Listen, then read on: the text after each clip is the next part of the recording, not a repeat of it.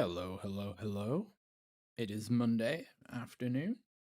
We are live back with some more Snowrunner in the hard mode configuration. Let me just move that cable. Hope everybody is well. We are carrying on from the progress made on the live stream at the weekend, whereby we. Oh, hang on. One second. Let's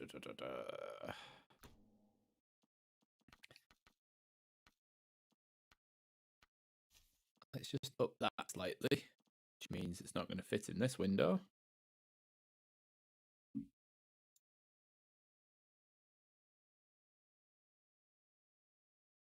Nope, not that one.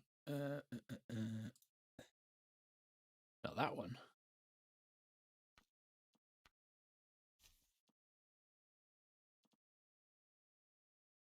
Little resolution problem there. Let me sort this out.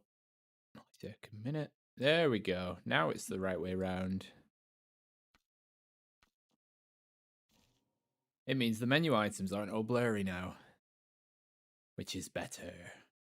So on the stream on Saturday, we cleared out, forget the map the right way around, a blockage that was here. We got rid of one that was in here. And we got rid of one that was, I want to say here? No, maybe not. But definitely the one that was in here. So now the only roadblock remaining is there, which is irrelevant. And we also got the bridge built. So now we're free to roam around this map, sort of at will, which is excellent. And I just need to check something. So the mission we're doing at the moment is called Back in Action. It is a contract where we put together the garage, which is situated where I'm currently residing. Sorry, 1 second. Okay, that's fine. Yep, it's where we're currently residing, and we are halfway through. Let's where's it gone? This one.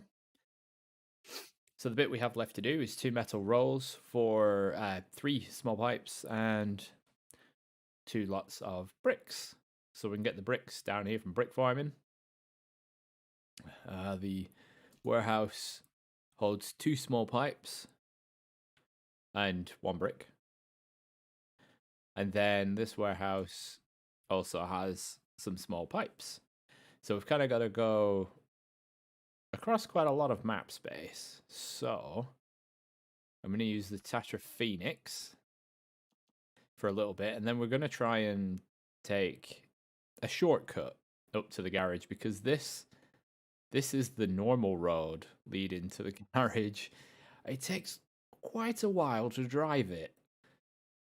Yeah, it does take a little old time. So there's a track here that's a bit of a shortcut, and there's a steep one here. So we're going to see if the Phoenix can do the steeper one.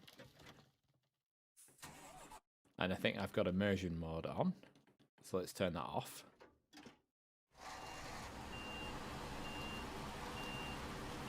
So what we're gonna grab what we can from. Oh, maybe I'll just get the bricks.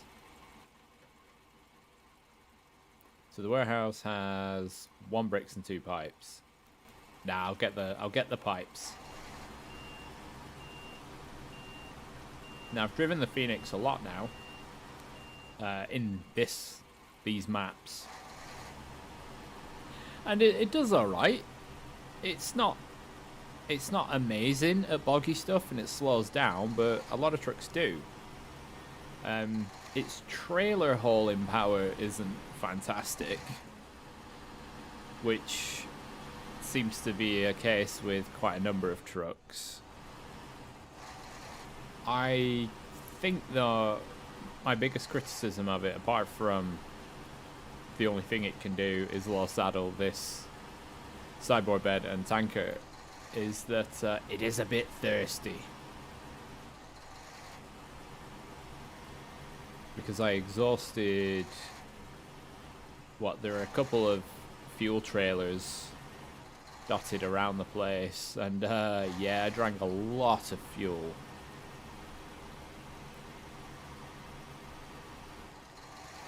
And although this next point is down mostly to driver error, it is quite easy to oversteer it because it does have a 8-wheel steer, as you can see.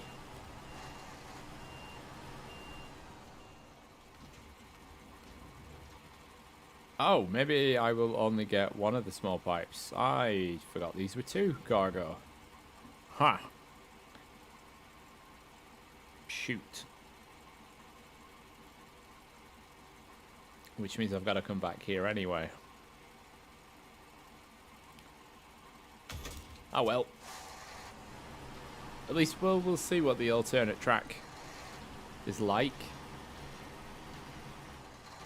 And then we'll know whether or not we've got to stay on that or do something a bit more. Alright, so the alternate track back up to the garage is not too far from where the truck was situated.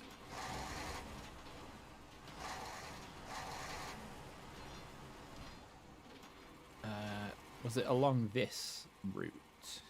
Nope, it was... Put some waypoints in.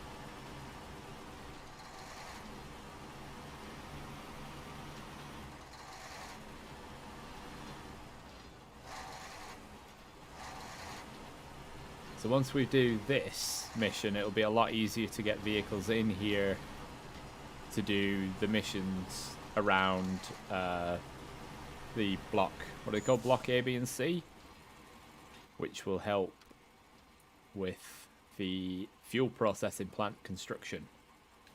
So if we take a look at the Amur Petroleum Company, it's these. Oh, block Alpha, Beta, Gamma. Right, let's see how this goes.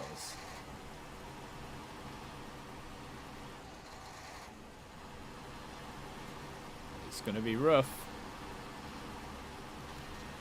But the truck waiting at the top is the 605R, which can pretty much do anything.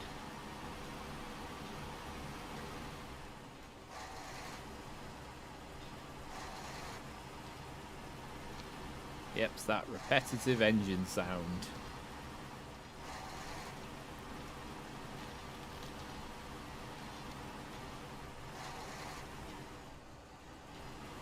Whoa, I don't know why it climbed up there, but you know, we're doing alright so far. We're still in automatic. We haven't needed low range or diff lock. Just having all-wheel drive has been enough. Although we're not up there yet. You can see it's still pretty far.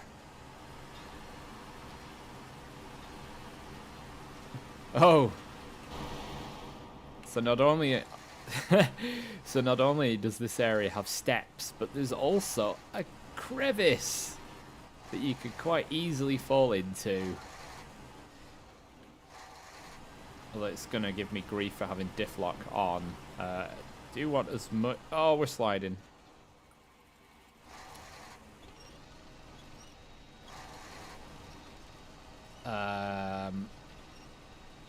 That's an issue.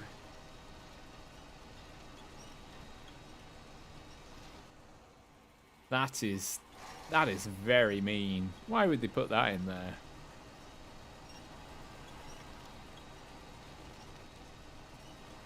Come on, Phoenix. Right. Get it from there. That way we shouldn't tip over. And it should pull us out. Is that? Yes. Good. Ah, there's another crevice.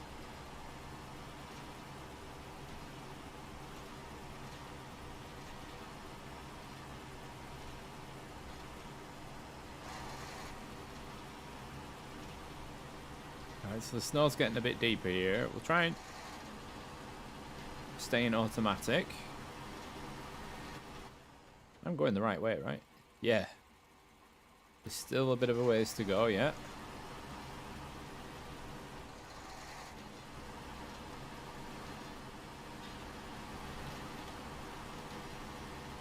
So I think so far, apart from that one rocky bit, being in automatic has been fine.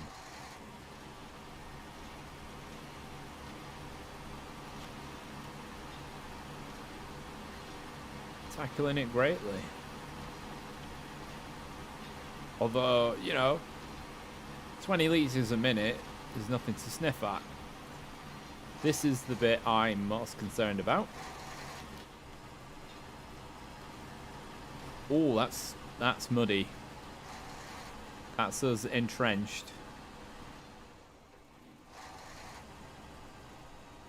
I bet this tree is going to be a pain.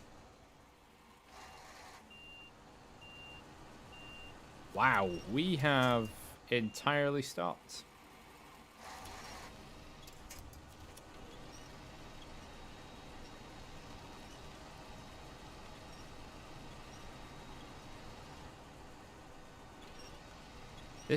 Jesus.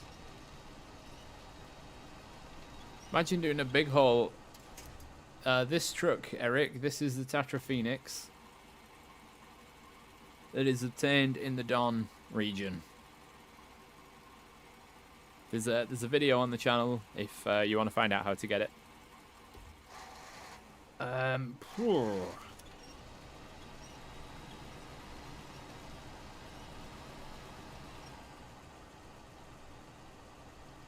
That's yeah. If you'd have hauled something pretty hefty up here and then just driven into that, that's you stuffed.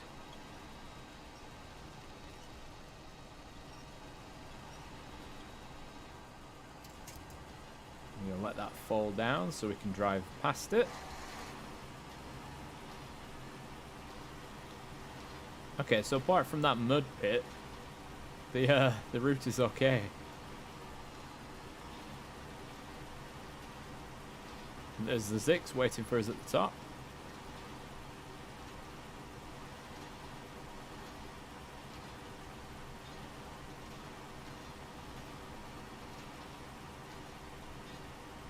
We've got our flatbed trailer, so we're going to need all that cargo space.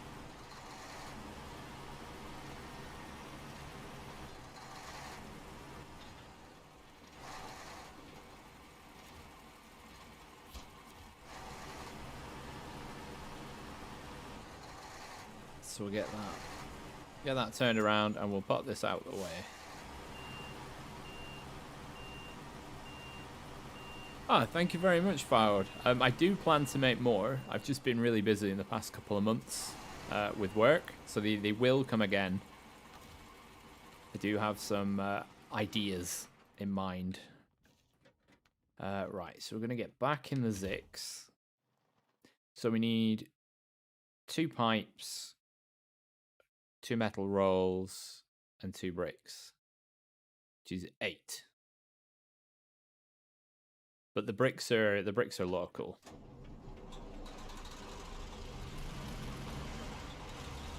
But we've got to do. Ooh, my fuel level. I might have to go over to this gas station. Wait, there are tankers. Yeah, there's one here. Fuel carrier trailer. Might do a little detour for now.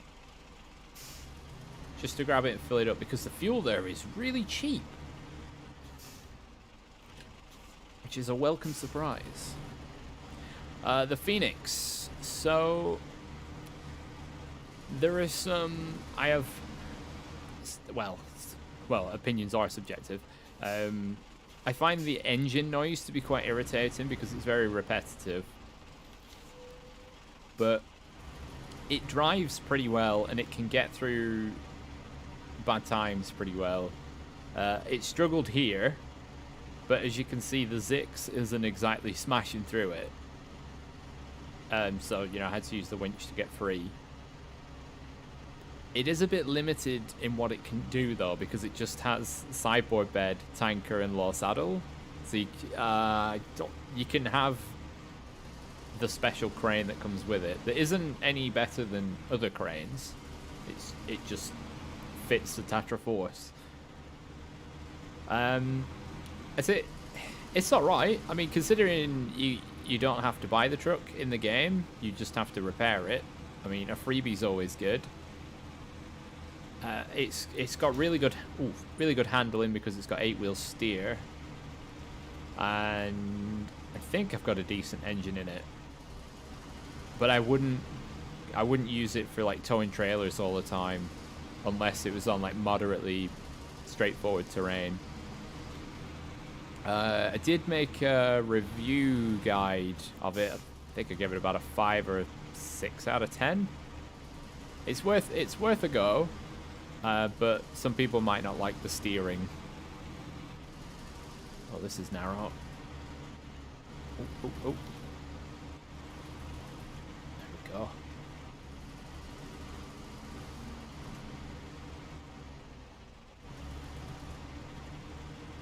Boing, boing, boing, boing.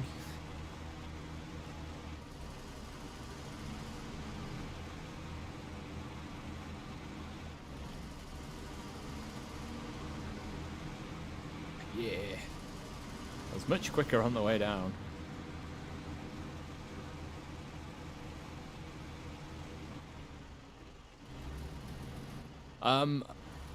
Yeah.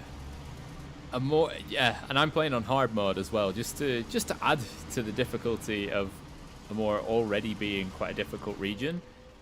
So I'll quickly show you where you start. So you start in Erska River, where this bridge is out.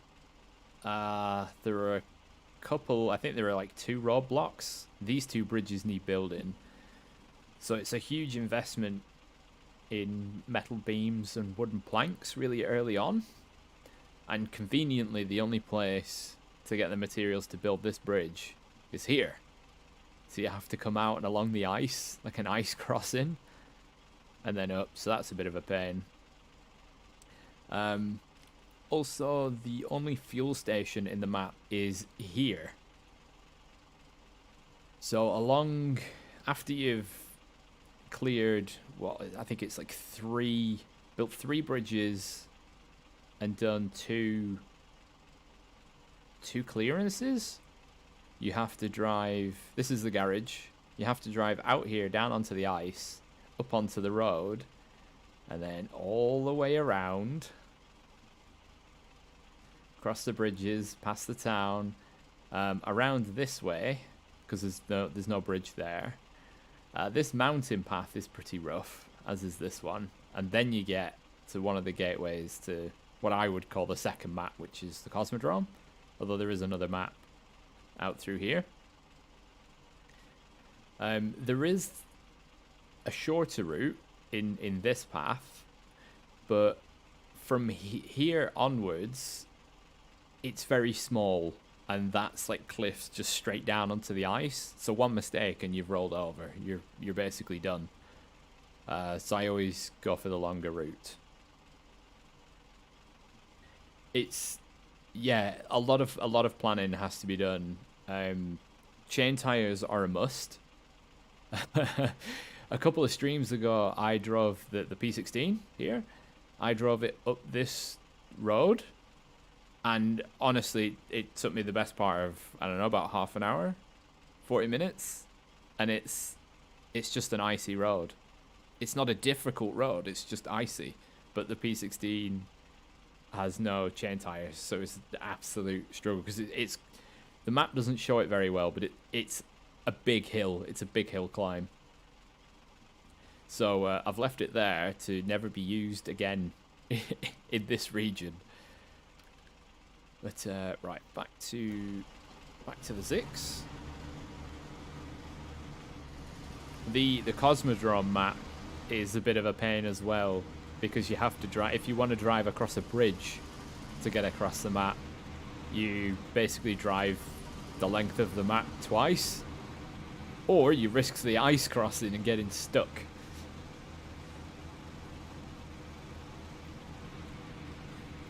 Right, so I'm gonna ease it over here. But there is a lot to do in the Amur region. Yeah, there's a lot to do because it is 4 maps. They went all out for Phase 4, which is this truck is part of the Phase 4 update, and even this truck is not easy to get. Mostly because you have to repair the damn thing, so you've got to go prepared. This thing is, I don't think it's fully out of fuel, but it needs maximum repair. And it's got, what, 920 points?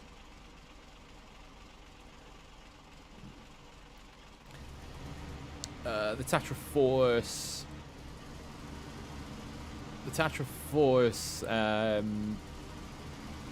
good idea, poor execution. Like the lifting, what was it? The vehicle evacuator add-on is crap. It's pointless. It doesn't work properly. It can't pick up an Azov 5, which is not a big truck. The flatbed evacuator is a fucking weird name for them. I meant to go and get the tanker first. It's powerful, but yeah, just don't think it's gonna like pull any truck out of danger, because it won't. But it can use a flatbed crane and trailer, which is a big win. So you can haul 6 cargo using a crane. So if you drop anything, you're good to go still. And the Tatra T813, I like that a lot. It lets you switch off the all-wheel drive and the diff lock, so you can save fuel where appropriate. It's a good sized truck, it's got good power. Yeah, I really like that one. So I'd say out of the 3, the Tatra Phoenix is the worst. But to say which is the best, I would probably say the Tatra Force, because it gets the crane. Yeah. And yeah, like you said, this truck is a beast. It does not know the meaning of rough terrain. It just goes. It can pretty much fully repair itself from completely damaged. I think it can refill. I think it can repair like 75% and refill about 70%. Because that gigantic roof rack it's got.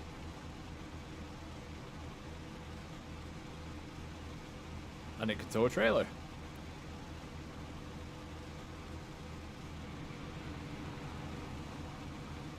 And it does, it's like, it aced this hill, although this hill isn't particularly icy. Some other icy roads it will struggle with these tires being like the only tire choice it has. And watch out on this road, because watch what happens. These little ice floats appear. And if you come into this corner too quickly, you will absolutely destroy your suspension. Look, how stupid is that? Those are the ice sort of flows that normally pop up when you drive across ice by the rivers and not just on a road, on a mountain road.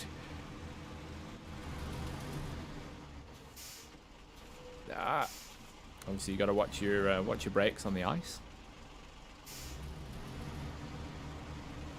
I like this little track here. Sort of cuts through the village and lets you get down to the river really quickly. And it's just straight down.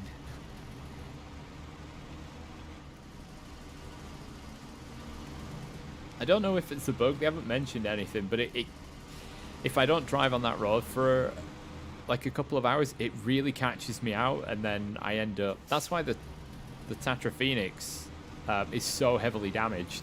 It's because of that road. So you got to go really gently. Oh, there's the trailer. Oh, how are we gonna... Okay, I'm probably just gonna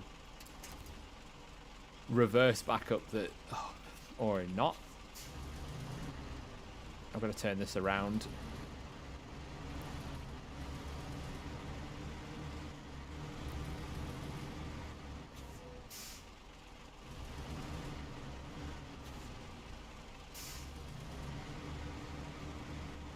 There is another bridge to build there, but I kind of don't intend to use it.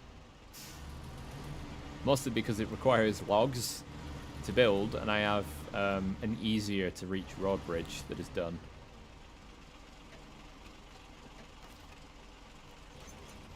Right, so we'll do that, and we'll also refuel while we're here. Okay, so that's empty, so we're going to go fill it up and then take it to the garage.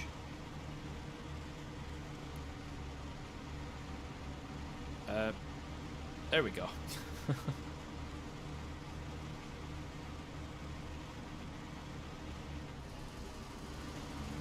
Oh, because I'm playing in hard mode as well. Oops, sorry about your car.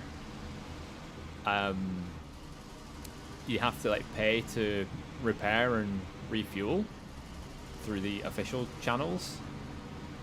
When you fully repair, say from the van body add-on, it doesn't repair the cosmetic damage. So I would have to do that in the garage and pay for it, which I really don't want to do. But I would like it to look nice again, rather than all mangled, bent and broken.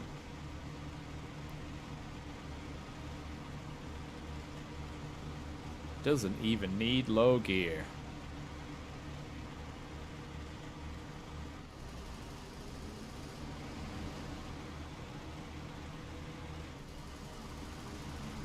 But yeah, a big thing to watch out for in hard mode is the cost of fuel.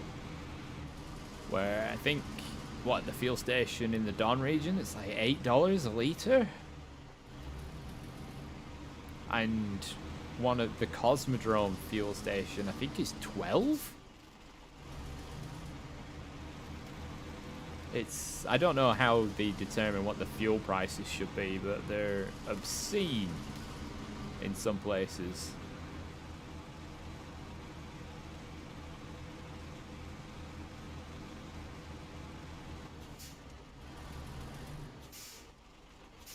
Oops, daisies. Let's get her straight for the downhill. There we go.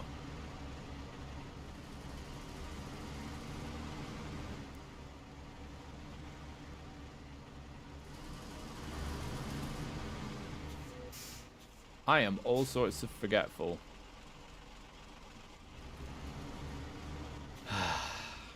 Forgot the cargo I needed.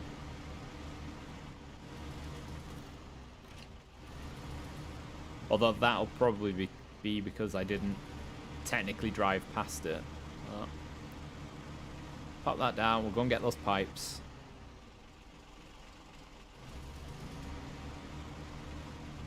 Oh, and to anybody that actually tips this truck over, well played. I wish I could switch to hard mode. Ah! Fow, do you play on PC? Or do you play on console?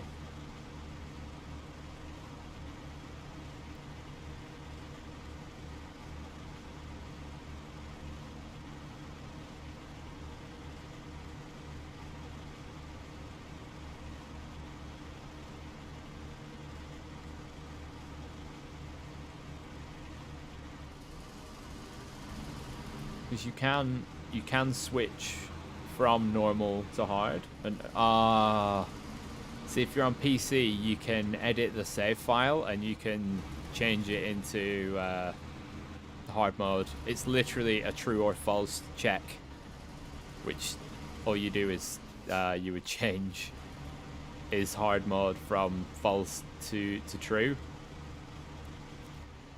Hey, how's it going? Right, so we've got, let's keep, but yeah, if you're on console, I don't see it happening, because I wasn't willing to completely restart a save just for hard mode is carrying on.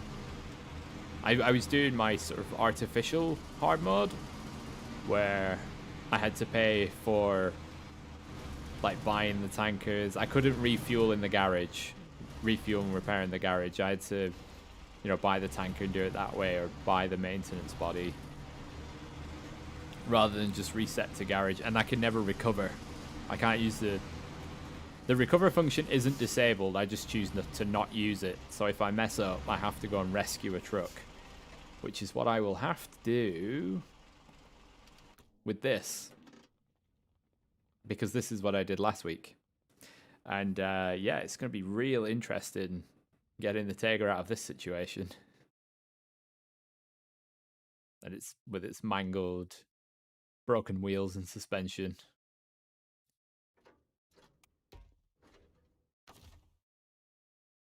Yeah, it's not in great nick. So, you know, that'll be an adventure for some point.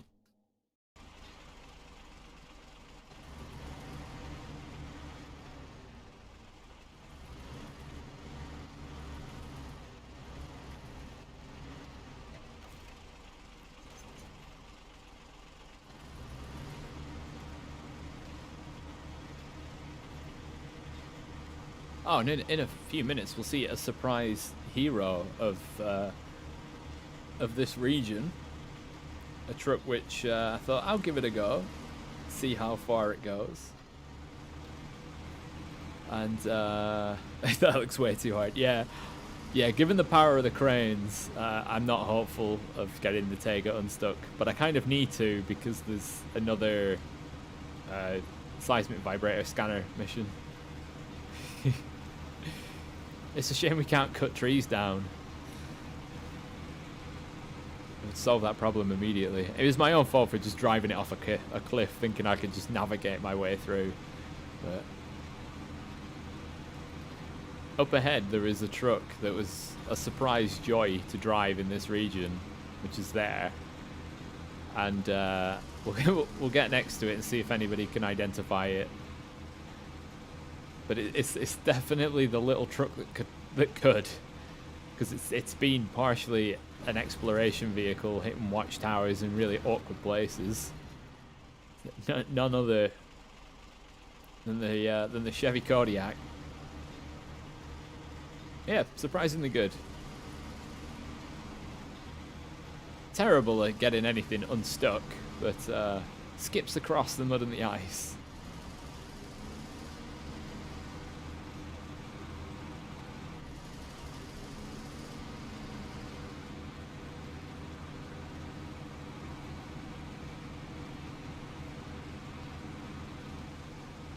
Right, so we're heading up here because there's a fuel station at the end of the road. Well, I don't know if this really counts as road, but there is a fuel station.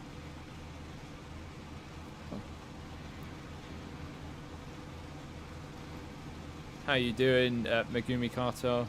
It's been a while for both of us.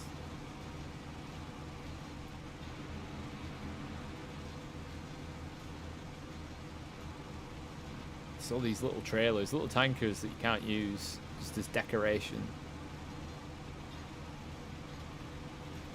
Oh, those pipes are moving around a lot.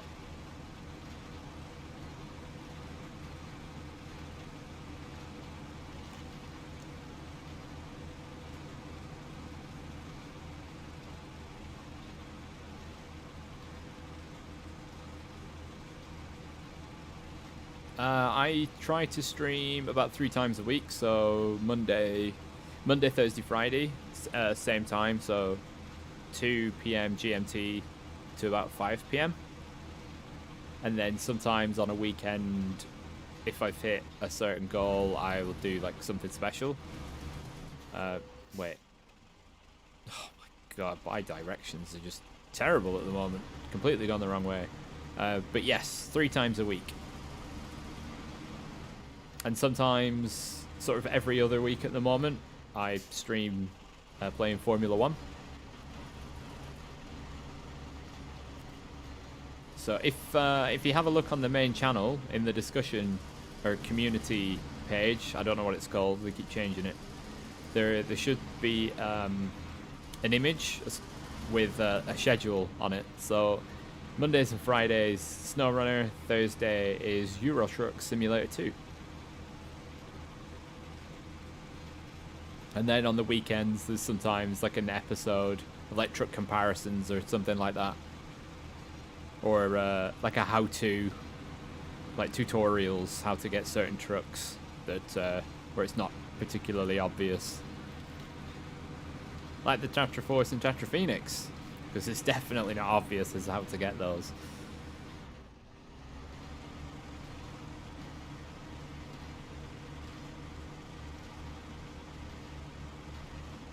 But yeah, on the, let's see, what is it called? While trundling down this. Trundling down this road. It is, yeah, under the community tab. The post from 9 days ago, there is a schedule laid out.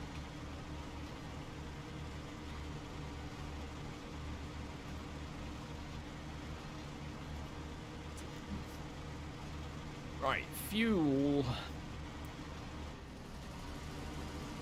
So we're going to top up our reserve fuel and refill this tanker.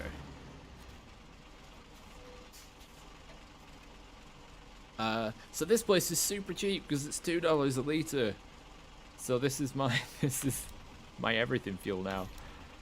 Oh, I fueled trucks for more than that. For more than the same as refueling at 2,000 litres. Just hop over this bump.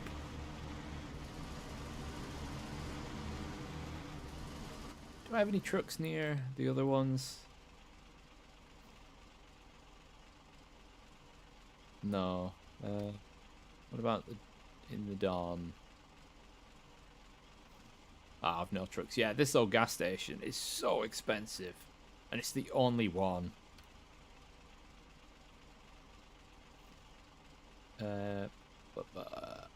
Here's Cosmodrome's fuel station, also very expensive. Yeah, so here the only crossing points to this river is this ropey rock crossing where you can sink in the ice before you even get there, or once you've built this bridge, or this whichever bridge you build. I think it's actually this one. Because that is a rail bridge, so there's no getting across there. And this stinky looking place is where you get the Zix. With many road blockages to clear initially.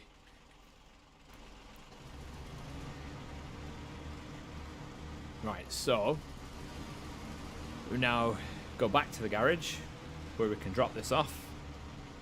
Drop off both the pipes and the fuel, and then we can gather the rest of the materials to finish building the garage. As I said, a garage in this map is going to be very useful because there's at least 4 or 5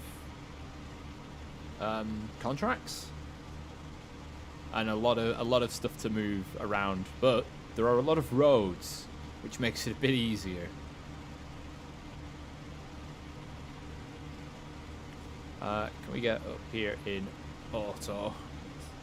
Nope, it's the exact same speed.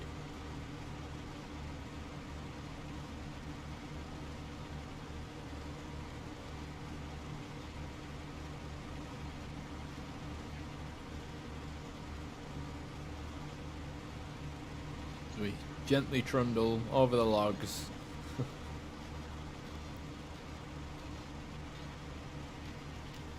I'm excited for the Phase 6 stuff. I had a look at that on Friday on the PTS in the normal difficulty of the game. And the new login truck is very, very straightforward to get, which is nice. And it's a really nice map, a lot of roads. Gives some usability to like the Ford, the two, like, what is it, the CLT 9000, and there's a Transstar, I think. They're both like road going trucks that are just unusable anywhere else in the game.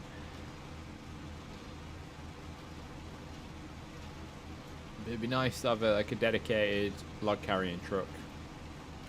Though if it doesn't have the ability to carry small logs in a medium log setup, then that'll be a big fail, because the difference between the two configurations is adding an extra set of like stakes to accommodate medium logs. So short logs can fit in there, but oh wait, is short logs a cargo, or am I thinking of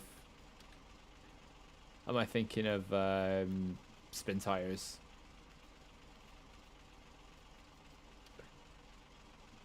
Oh no, it must be, because you can pick between medium and small.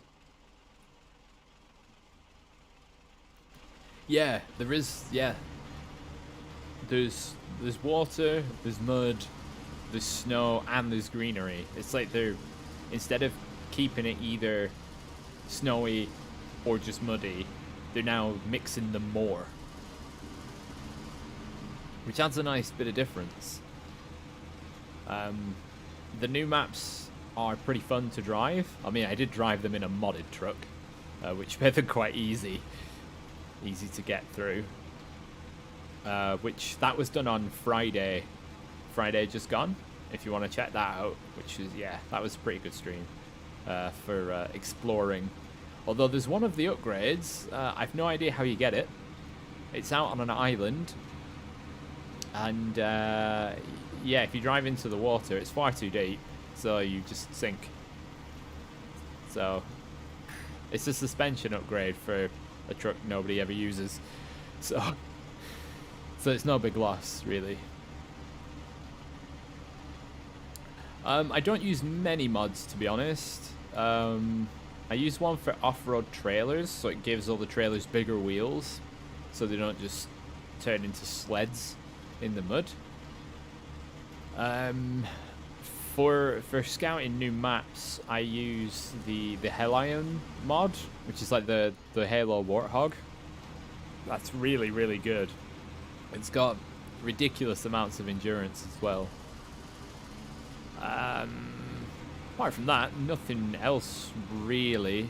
I'm not the type to just like always play with modded trucks that can be a bit like overpowered, where they have like a 4,000 litre fuel tank and like infinite health. I like things to be a challenge. Although I am using the Zix, which removes a lot of challenge. Hold right trigger to victory.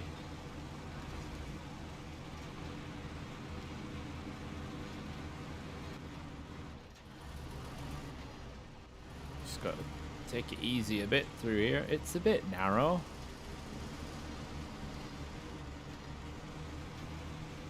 Appreciate all the likes and the chats and the viewership so far. Really puts a smile on my face. And then I have to remember that the webcam's on, so I have to awkwardly grin. Oh, the Zix might be too fat for this bit. Although coming down, it was alright. But yes, big thank you to everybody that has been watching, like since the beginning, pretty much. Smashing stuff. Right. I'm not going to try and straddle the crevice this time. I'm just going to go up the right-hand side. Especially because I've got cargo on board and no crane. Nope, nope. Well, I've ended up in the crevice anyway, just because the Zix is so massive.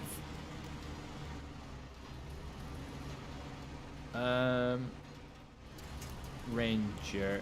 To be honest, I wouldn't know. I wouldn't know if I've driven any of his trucks. Specific. So are the rebalances of trucks in the game, or are they like different trucks? Are they like new ones? Because I've driven, the only truck mods I've really done are like there's the Ural Typhoon, the Tatra the Tatra Pad. Is it the 6x6 model that has like a plow?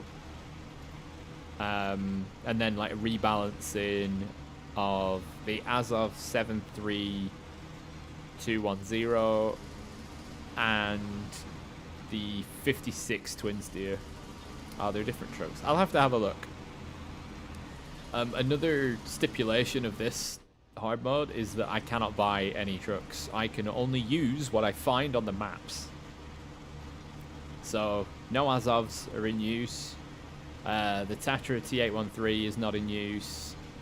A lot of the scouts, in terms of scouts, I have the Tatarin and the Chevy CK150 or 1500, whatever number it is. That's it. So, oh, and the Hummer. The Hummer's in Russia, in Tamir somewhere. I kind of just abandoned it. So yeah, only what I find in the map can be used. So I do end up using the same trucks sort of over and over again.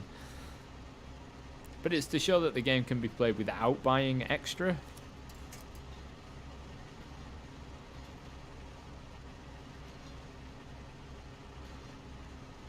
It's just about managing to crawl ahead there. It is possible. So all the money I have that I've earned is from selling certain trucks, like the Derry Longhorn. Was it? I was going to say the crap one, but neither are great. Not the. No, that's 4220 is the Antarctic. The one that you rescue from a river. I sold that because you get a lot of money for it.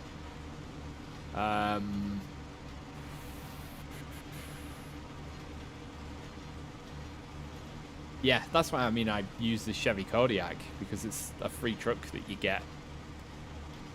But yeah, all the money I have is from selling trucks and missions, and it has to be saved for repairs and fuel because the fuel can be so expensive.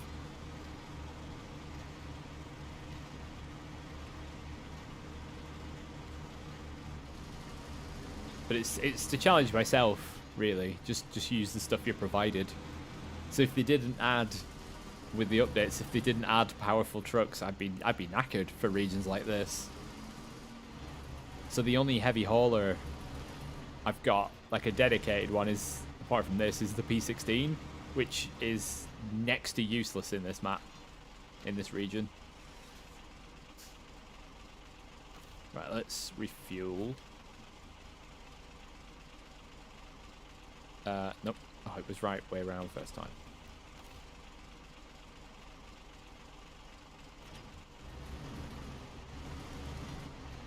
Drop off these pipes.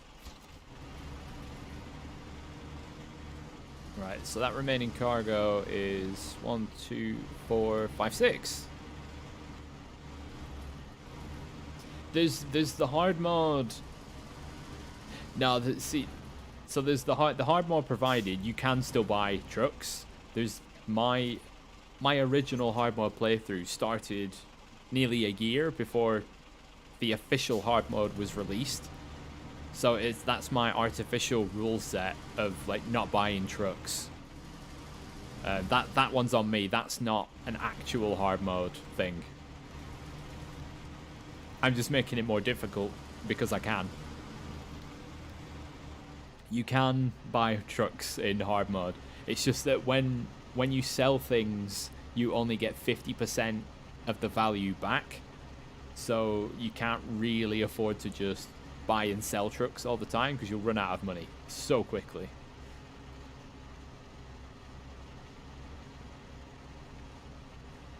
Right, so we're gonna, let me just double check. So the warehouse up here has, oh shoot, I shouldn't have even gone this way. Oh, it'll be alright. So I'm gonna get the bricks. I'm not getting 1 brick from there.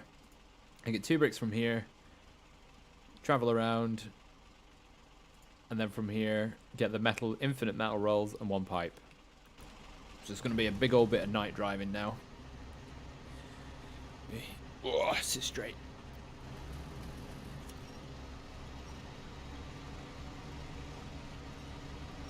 That's the thing. Artificial sort of difficulty rules for, you know, what is already a tricky hard mode. Got to stand out from the crowd. Got to be awkward.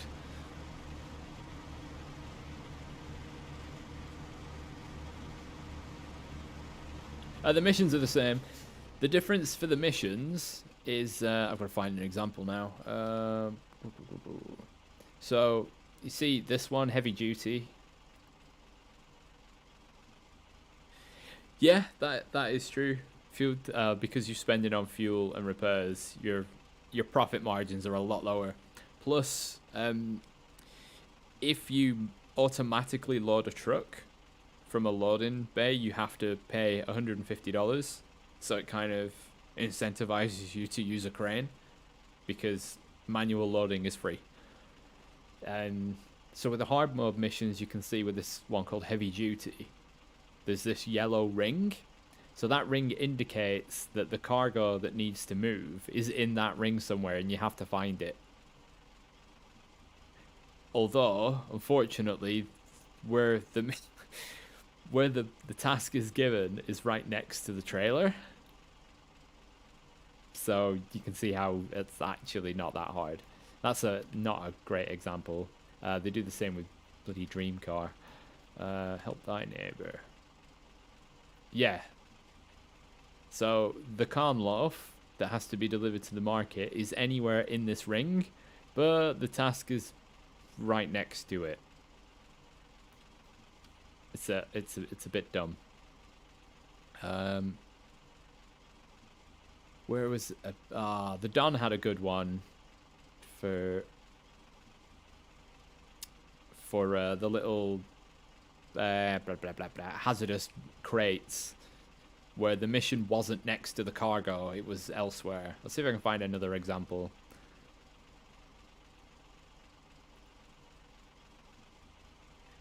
Yeah, I haven't done it with logs yet. I mean, I have technically done it before, but not in hard mode. It can be a real faff. Picturesque. Nope. Lost but not forgotten. So there's no actual... It's just there. Yeah, it's hit and miss on this yellow circle thing. That's cargo. Deliver the Scout 800. Yeah, so there should be a circle as to where it is. Repair the Don 71. So, where is it? So in Erskine River, there was a mission to recover 3 rocket parts. And there was just a rough ring as to where they were. The mission icons weren't next to them. So you had to actually like pay attention to the map because you could see them on the map. You just had to know where to look. Can I? Was it? Yeah, it was orbital velocity. Wow, can't access it. Blah, rubbish. Or rocket carrier. That's a different map. Yeah, so you get this yellow circle telling you roughly where to go in order to find the cargo you need, rather than it just leading you straight to it.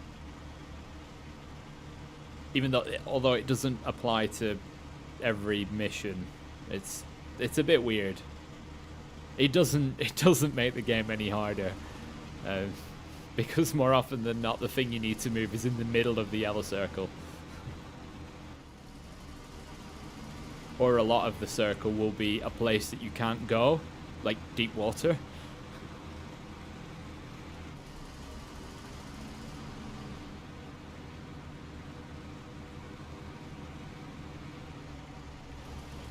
Alright, so we got the little crevice again.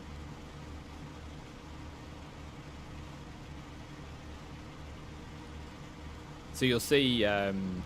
Oh, you've probably seen it already because I've loaded the pipes, that it costs $150, which might not sound like much,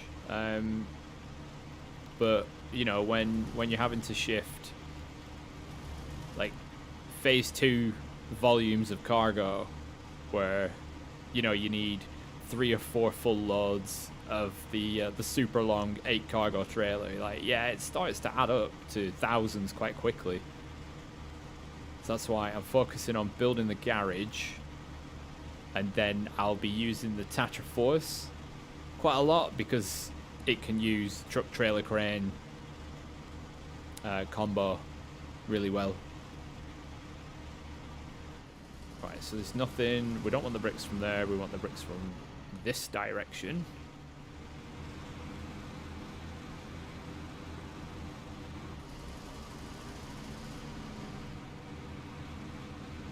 Yeah, you've definitely got to be selective with the missions that you do in hard mode, because a big expenditure is this. 8,000 to recover to the garage in the Cosmodrome. 8,000. Now that's determined on the size of the truck. So recovering a Scout doesn't cost much. I think, well, I don't know how much it costs, but it's not 8,000.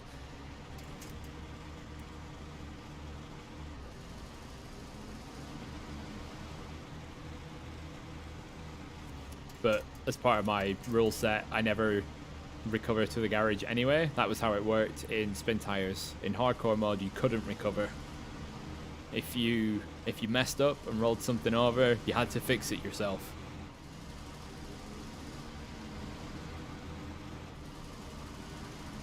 Do you think the game mode is more enjoyable playing each map at a time, or buying all the maps and hopping onto whatever you want? I think the latter, hopping onto whatever you want. I mean, I have it that way because I'm making content. So if I don't look at the new stuff when it comes out, if I'm not showing it off, then I don't get promoted by YouTube in the right way. So I will move from map to map. But I don't know, some people like to do all of one map and then move on sequentially. But it really depends on your own tastes.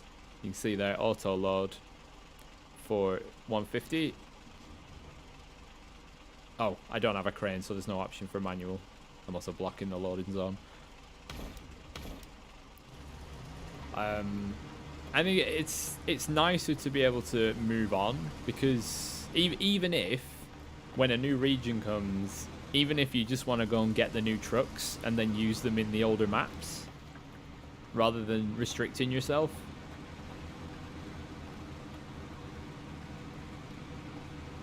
Because it doesn't cost anything to switch between regions in normal difficulty. In normal mode, it's fine.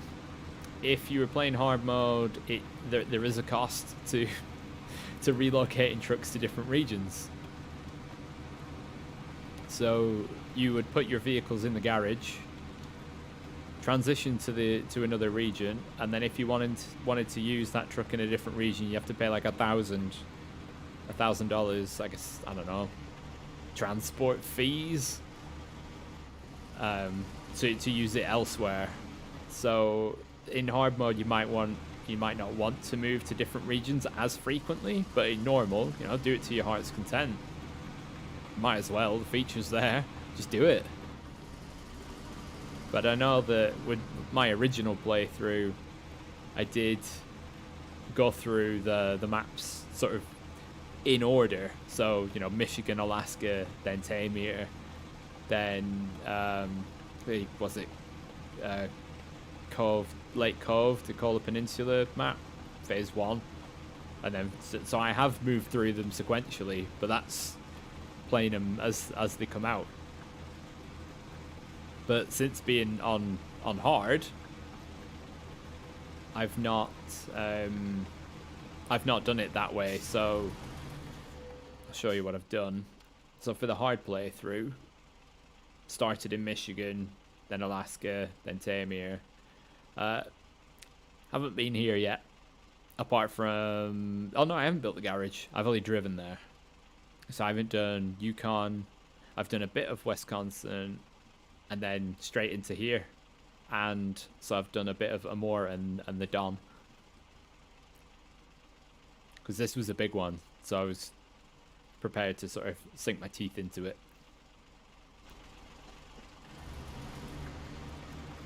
The year 1 and year 2 pass, yeah, because you get, okay, yeah, so that's year 1 is what, 4 regions. The first 3 are 2 maps each. This is phase 4, so this was 4 maps. Hello? What? Well, yeah, so this is 4 maps. Phase 5 is 2 maps again.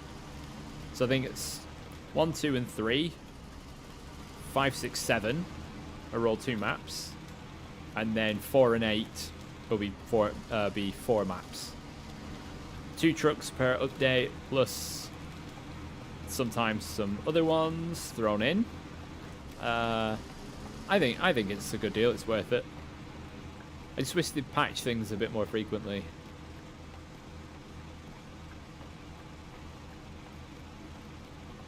Oh yes, I remember this road. I jackknifed, what, 3 times coming down it? That was fun. It was good times.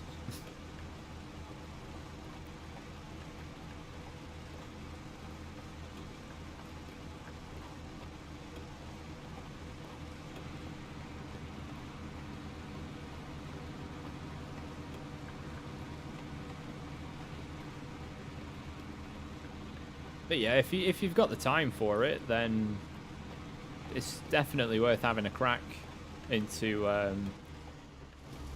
the DLC content. The number of trucks, it's consistently at least 2 trucks per update, and what, about 80% of the time they're pretty good. Oh shoot. Should have been going down the railway. Like that. Oh, crap. Okay, terrain's not too bad there. I can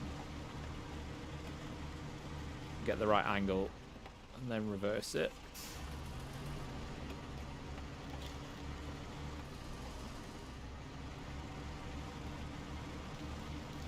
And an example of a vehicle that was added, vehicles that were added that were useless, or one-trick ponies, Phase 2, where they added the Cat TH, whatever, telehandler forklift, which is a one-trick pony, and the Cat 660G, which can do, well, you can put a tanker on it, but there are better tanker options. And it can move one specific type of trailer that no other truck can move, and you only do that a couple of times. It's a bit like, eh. But for Phase 2, people were complaining that in the jobs that were added, the contracts and stuff, that not enough had to be done. So they added like ridiculous levels of things to do. Where's a good one for that? I mean, like, look at this.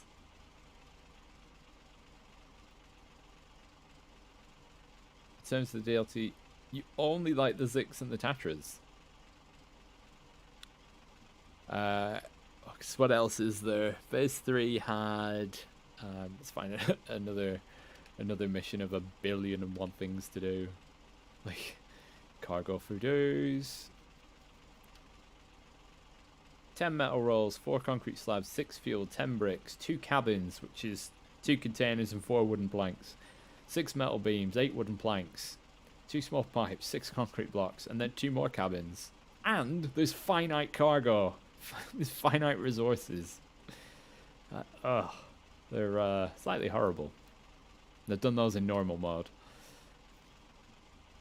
You had... So for Phase 3... the trucks were the Paystar 5600 TS, which is 10-wheel drive, triple flatbed with a crane. I like it, personally. I like it. It's very thirsty, but it can definitely shift stuff. And it had the Pacific P512, which is not so great. Oh, I don't mind when there's a lot to do. It's just those ones, it's too much. Like in co-op, it's, you know, just to get set up. You know, some of those missions, it's taking like 5-6 hours to do one contract. Because we've got to transport 3 or 4 super heavy cargo trailers of stuff.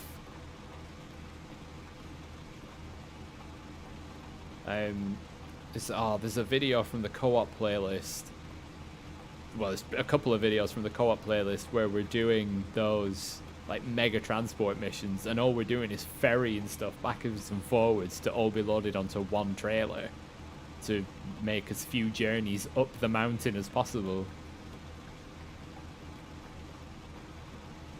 So if you want to see some, like, if you want to see two guys get frustrated in the amount of cargo they've got to shift, you check out the co-op playlist for phase 2. This is just so much to move.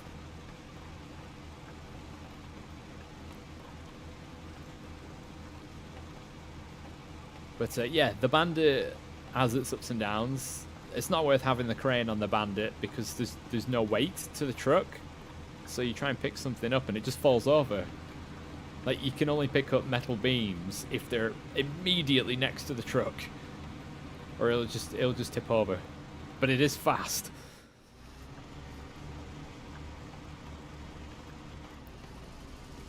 Oh, yeah, just holding the right trigger in the Zix and just watching it go. Still in second. That's fine. Might change up to third. There we go. There's third. We're just doing a constant... Oh, is that the... Oh, we're going to drop down. Come on.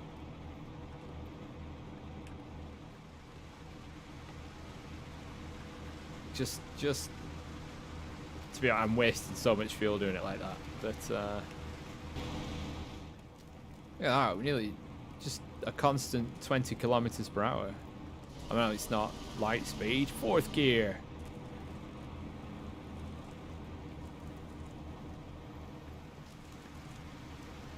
Oh, you put this rubbish terrain.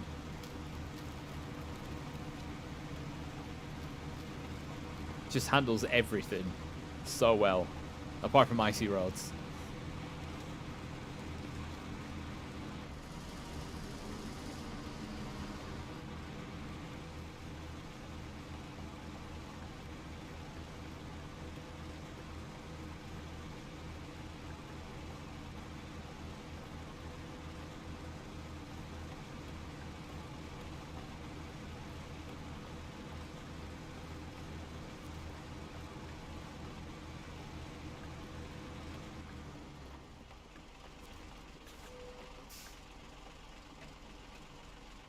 How did it stay in third? God knows. Even when wheel spinning, it's like, third gear's fine. And 2 metal rolls. We are good to go. Look at that. Diverse cargo.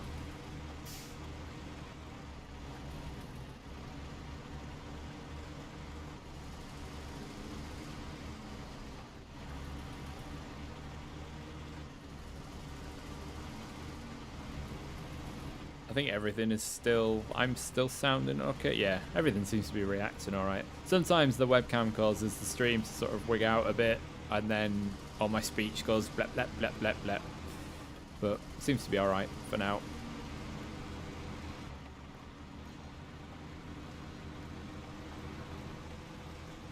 I'm wondering, do I try and take the shortcut up to the garage while hauling all of this cargo? Gotta take a risk and save some time. Go on, stay in fifth.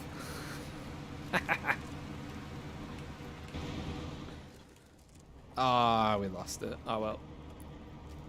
While I'm here, might as well just stick it in low. Feels a bit more moderated. There's no drama.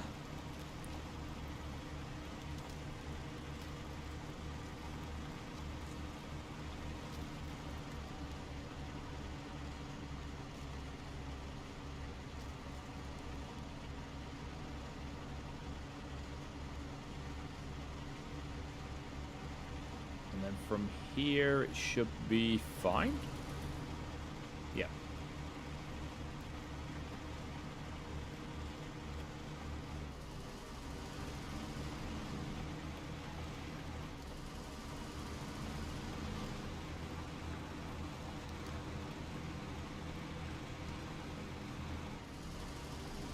Fourth, and then we'll be in fifth in a second. So downhill speed, 20. 25, nearly 30. Nearly 30 kilometers an hour. I normally stream for about 3 hours. Oh my god, I think this is the fastest I've ever been in Snowrunner. Apart from maybe in the Western Star Twin Steer. Look at this speed! 35! What's that in old money? 35 divided by 1.7. I don't know, about 25 miles per hour? Oh! Fastest truck in the game.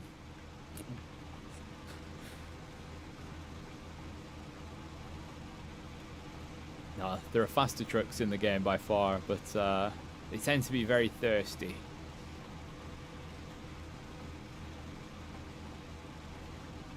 It's the fastest, most economical truck. Although, actually, the Tatra T813, I think is, in terms of like heavy hauler capabilities, the second most economical heavy hauler. With this being the most economical heavy hauler, like doing high saddle stuff, oversized cargo. This is the best. And the Tatra T813 is pretty much second. It beats the Kolobs, weirdly. Is it fastest off-road? The 5600 twin steer is pretty fast. The Azov 5 is really fast. The Ford, the road trucks, should theoretically be pretty fast. I guess I have a new loyal viewer now. Oh, wholesome. Right.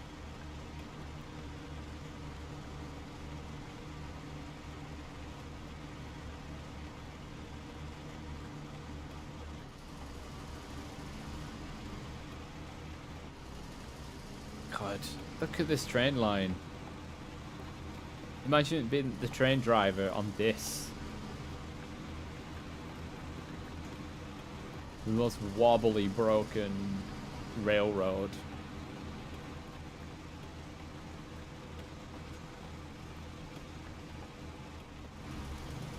Alright, bit of a swing.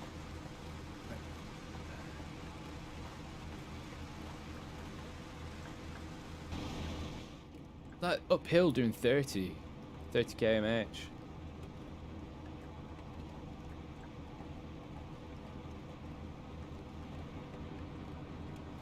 Ah, see, the video I have on it is old news because it got a suspension buff in phase 3.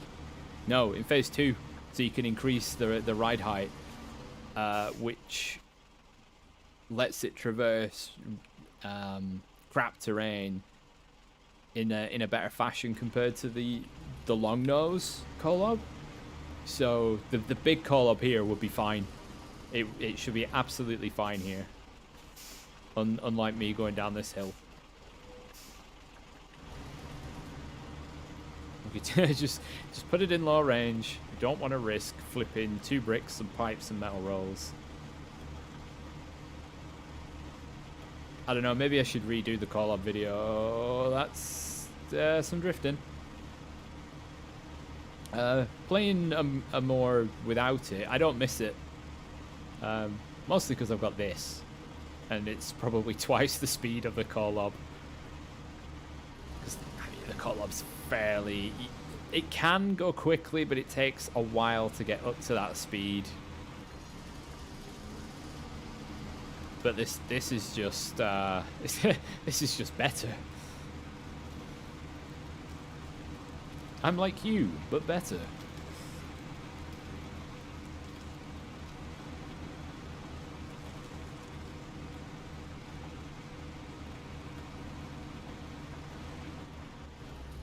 Right, some nice dips in this road just to navigate your way through and around.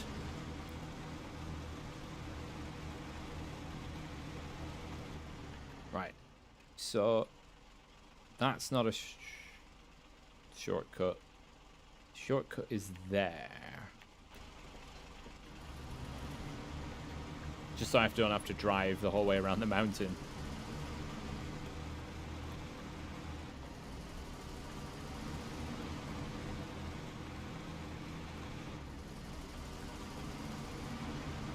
Oh, actually...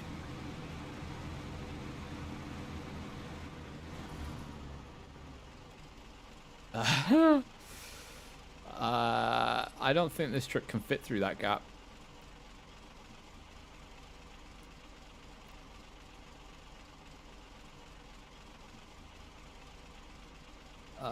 The Collab, best semi truck. No, that's this. This beats it out. When I did the heavy hauler testing, obviously this truck didn't exist in the game at the time, so the Collabs were the best. I did the same heavy cargo testing with this and the Tatra T813, and they were both better.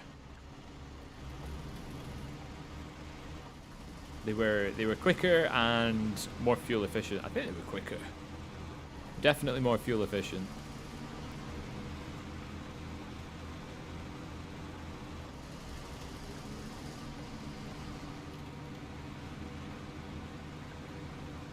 Oh, it's this bridge again.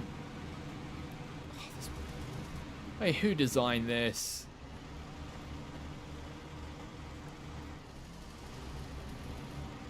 They didn't consider I might want to come across here with a trailer and, you know, lots of cargo. Oh god.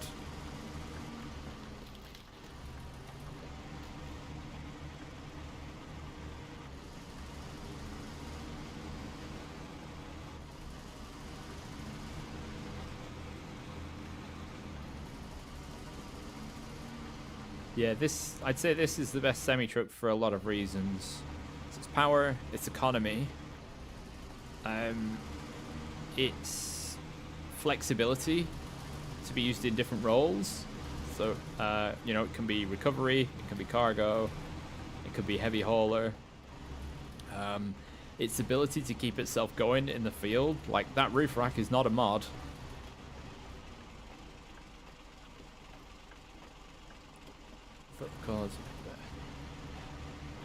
No, honestly, this it just has more power. Plus, it has the ability to uncripple itself, and just I think it's in total. What's the fuel carriage is? Oh, total fuel carried. It is 580.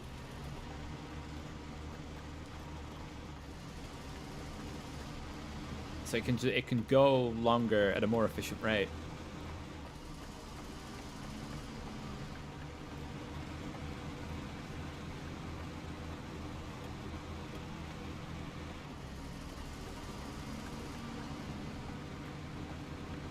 Right, nearly at the top. And then we'll drive a different truck for a bit. Get some Tatra Force time.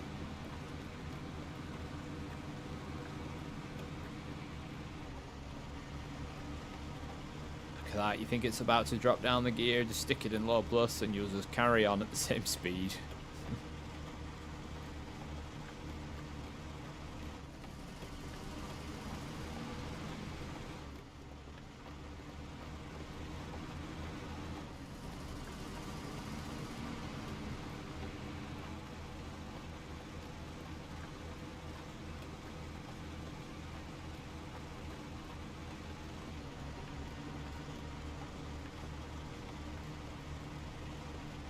This bit of road is mean. It's fine if you're coming up that hill, but if you're coming across it, it's a touch unkind.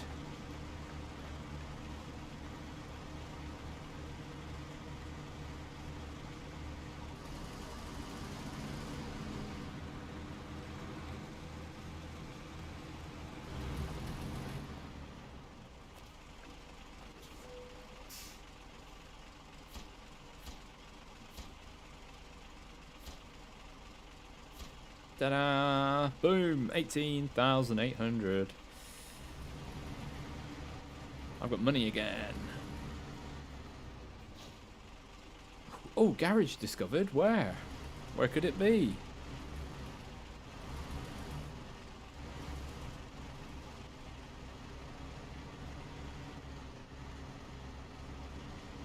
Oh, just made it.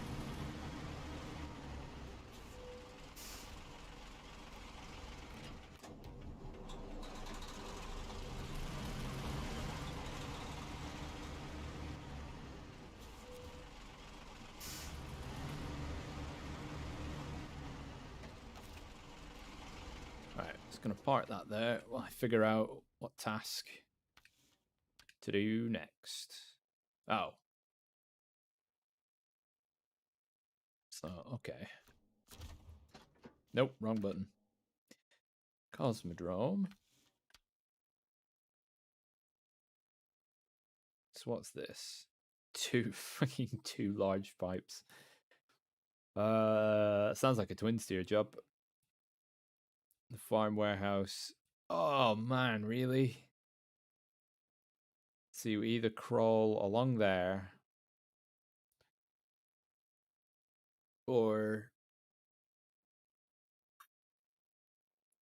right. That technically should be the mission that I do next. But I want to get some trucks back in use. Such as this.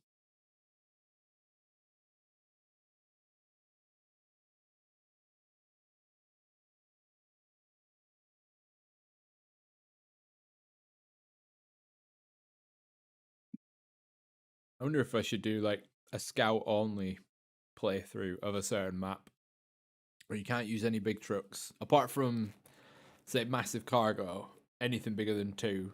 But then you have to use like the twin steer or something, but only using scouts to move things. Then that would be pretty pretty cool.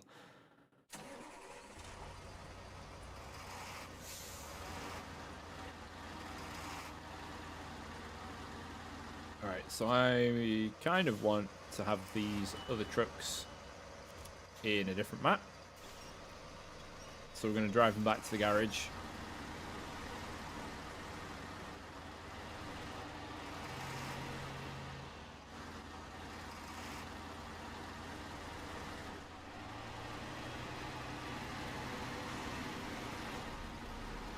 So this is one of the big roads I was talking about before, where driving the P16 up it was a nightmare, and we're going to go down it. I think I've rolled trucks over and needed to recover with a crane. I think I've rolled trucks over on this road 5 or 6 times. And same with the other side of the mountain. There's a big downhill stretch that's very undulated and not polite on your truck's orientation, and will happily roll you over at a moment's notice. But without these lampposts, the P16 would not have got up this hill. Not a hope in hell. And now I need to face the right direction for the, because you'll get dips on the offside, and they'll just throw you off completely.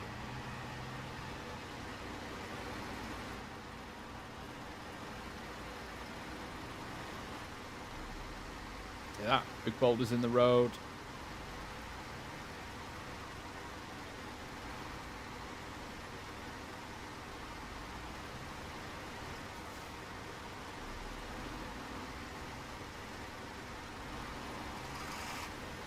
But yeah, this spot, this will get you.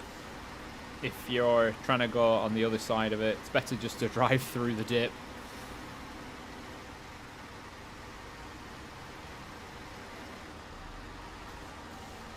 Yeah, Alaska's definitely an introduction to ice roads. These are another level, because they're, as you can see, they're not very flat, and they're definitely not forgiving.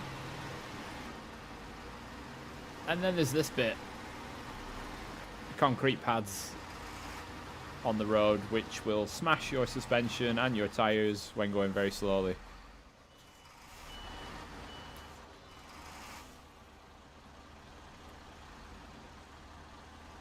No, it doesn't want to. I can't get the nose over.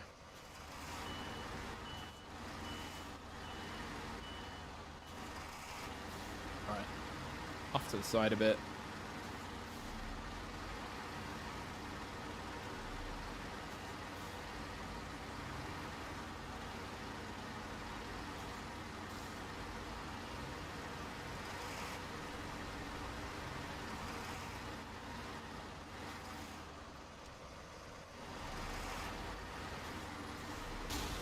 Oh, there we go.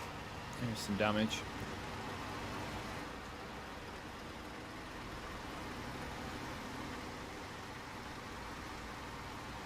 Right, where's my go-to spot in this? Is it here? Yeah!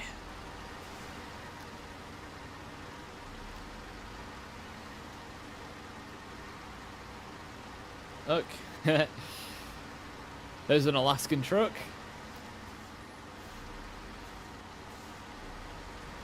It's used pretty much as a tanker exclusively now.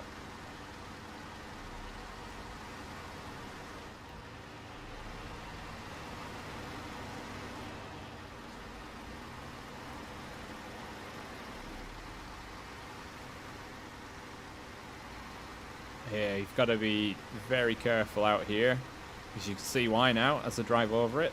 Ice is breaking.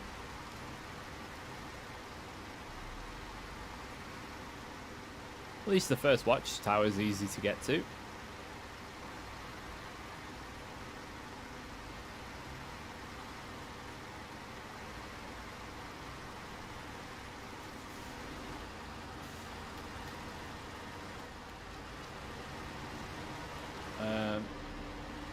Okay, the 5600 isn't sinking, which is always good.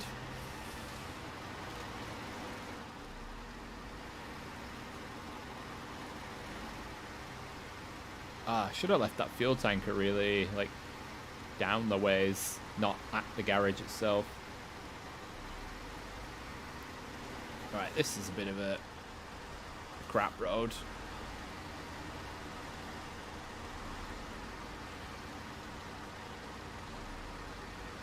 This is how you get into the garage, or out of the garage if you've just deployed.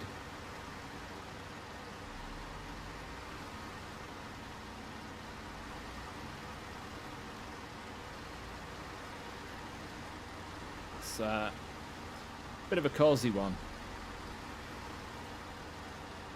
and something you kind of do a lot when you first start in this map, this little route.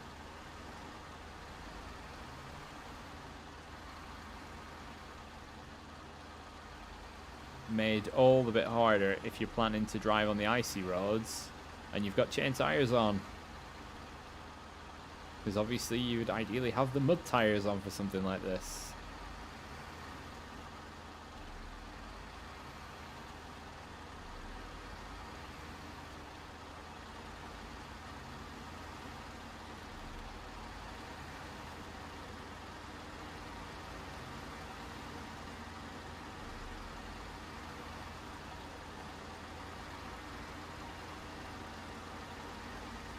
Come on. Towing the truck is probably slowing me down a bit, but saves me doing everything twice.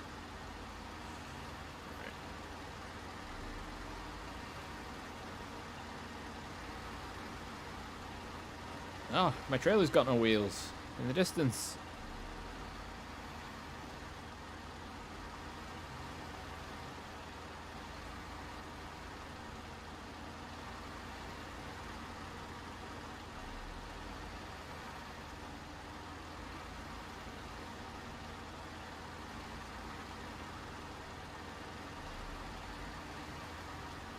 Come on, round we go. Nearly there.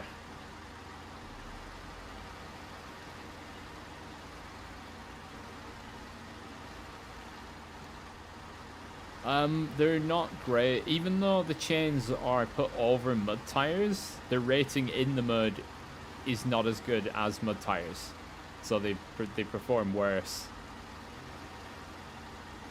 So really, you should only put the chain tires on if absolutely necessary.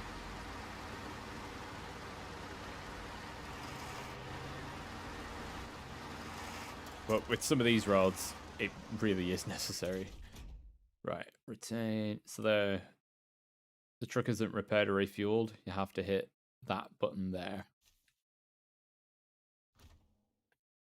Right, let's get the 5600. Doesn't have much left on its suspension.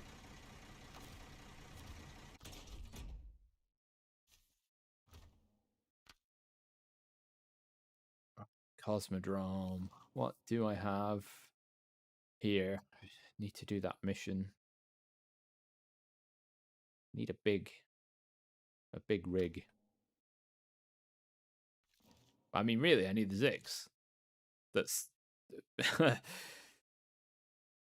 the gist of it. It's, need the Zix.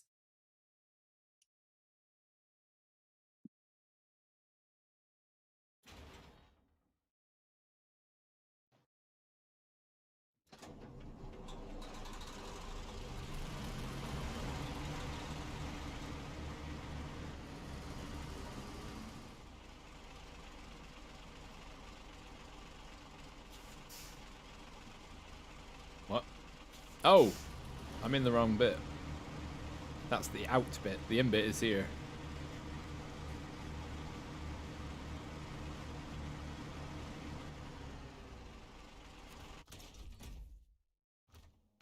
Right, global map, and then we want Cosmodrome. 3 maps, 3 garages. I've actually not been to the Northern Aegis map yet, so I don't know what awaits me there.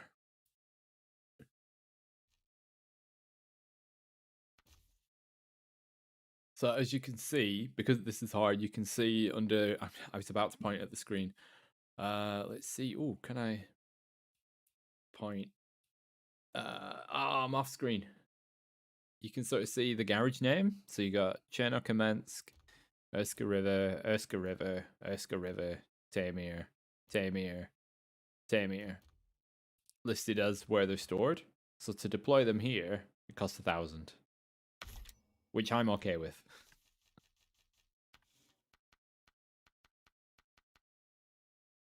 Because driving from map to map gets really old really quickly. Right, so we're gonna have that.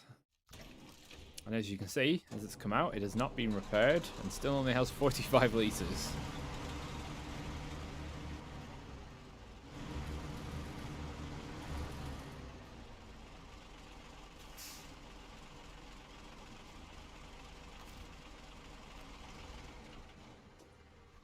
Right, refuel. Only 62 litres there. That should be alright. I'm gonna move. Oh, this has got some spare fuel. And nothing else. Wow. Just gonna pop that there. Oh, not like region to region. I mean the driving between all of these takes a long time, not between these and these. God, no, that would be horrible. Right, I want the Tatra Force. Can I use...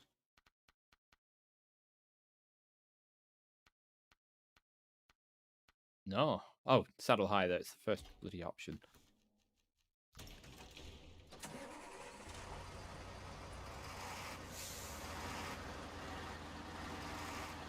Yeah, that's okay. Oh, yeah, forgot the fuel aspect. So there, those are 20. So that's times 8.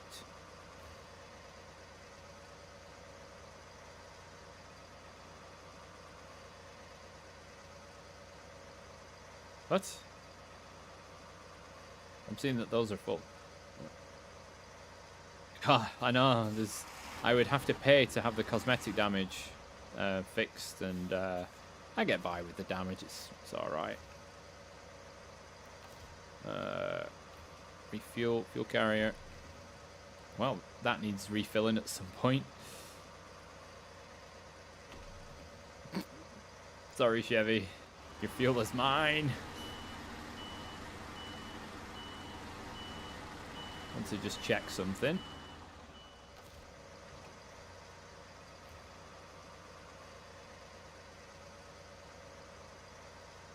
So I'm seeing the fuel tanks on the roof, but it's saying that there's no spares. So I'm going to have to chocolate biscuit. But between these two trucks, there should be enough.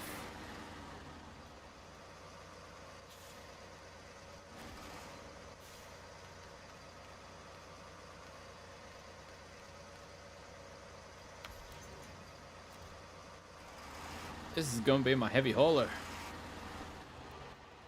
So we want a Amur lifeline. 2 large pipes. No, I should try and do it all in one. Oh shoot, I've already bought the trailer.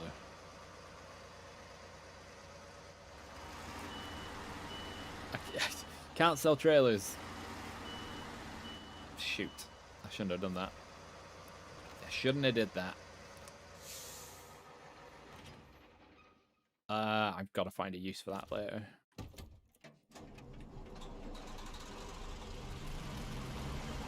I've just wasted money stupidly. How much was that? 7,500. God. Nope, that's the wrong one. I just want the.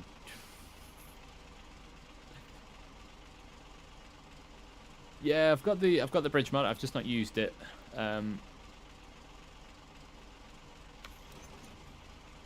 We're going for it. We're gonna do this mission in one go. With the most cumbersome trailer in the game. You wanted to see what the best heavy hauler was? Now we're about to.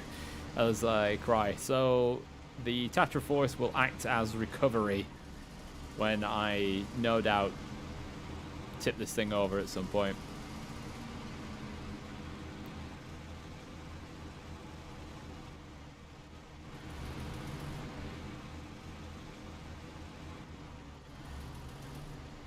Look at these stupid rocks. Oh, this trailer's gonna have a field day going over this.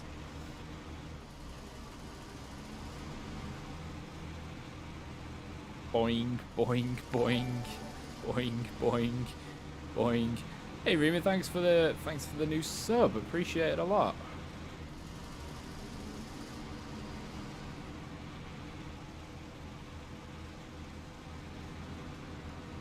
So 2 large pipes. That's 4 cargo slots each. So you know I can fit both on this trailer. I'm sure it'll end perfectly well.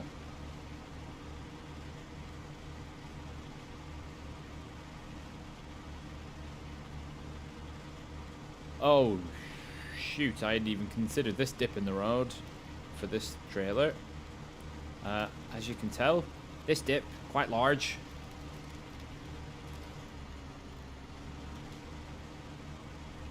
Yeah, that's a thing. I think I've used the truck that the bridge can be connected to, because it has like sideboard utilities and stuff like that, and they're really good because they like open and close. But I've not used the bridge itself. The truck, the 8x8 one, I did really like. It's very high quality.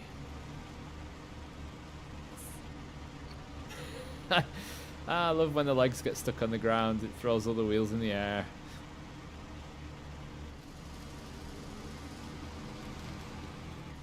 Why do a job simply in 2 journeys when you can make it an absolute nightmare with 1? You haven't even seen how small the places we've got to go into first.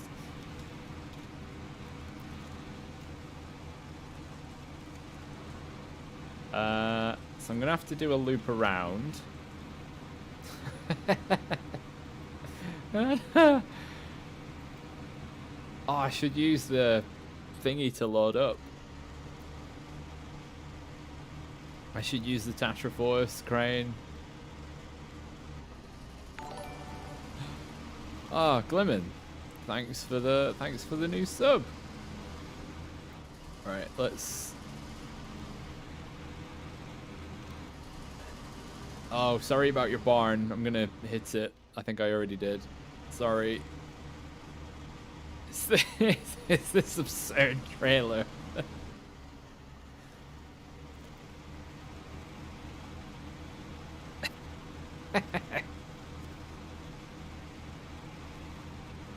Hang on, right. So we're gonna. Oh wait, I'm not gonna be. I'm not gonna be able to put the. Oh right, it just fits. Right. Here we go.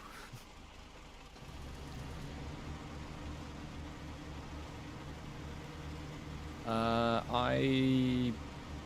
I've already committed to kind of going around, so headlights on. Stick it in auto. I've no idea why the devs thought that adding this trailer as one that can be used willy-nilly was great. It doesn't even fit in any of the maps.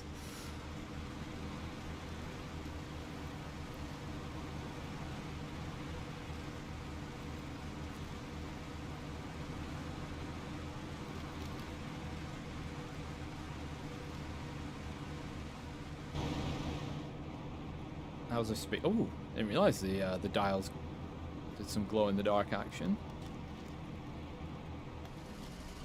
In going this way, I'm taking quite a big risk. A very big risk. This mission could be undone before it even gets started. Through one ropey river crossing.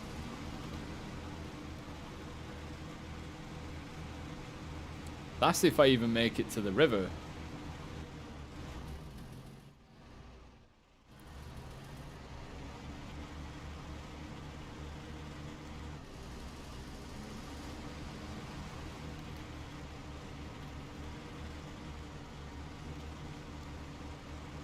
Oh, this this was such a mistake.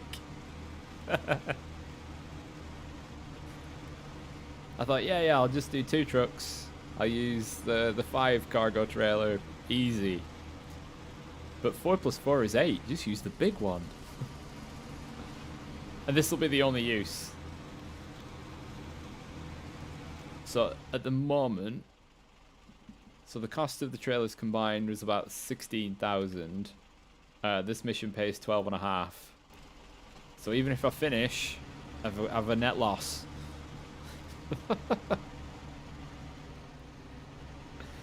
Yep, the Force is going to be the rescue because it's got the crane attached. Not that it can lift these. It probably can't. Can't lift these pipes.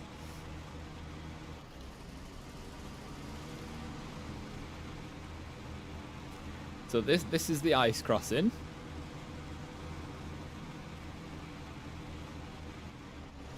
This is where I want to go quite slowly. You have to kind of hopscotch across the rocks. It's either this and a ropey, narrow wooden bridge and a gully that you would definitely not get this trailer along because it's too windy.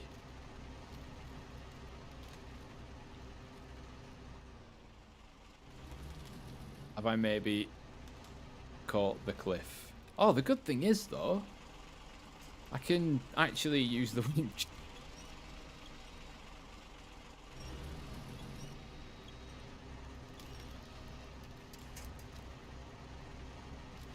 Wheels are spinning. Can't really get a good position to illuminate the lights. Illuminate the wheels. There we go. Starting to climb out of the ice. And then we stopped. the sheer weight of the trailer was just pushing the back end down. I think I need a push. I've actually got myself stuck. Let's see if I am sliding.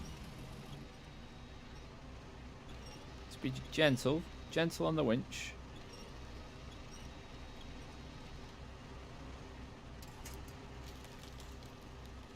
Let the truck... That actually is helping.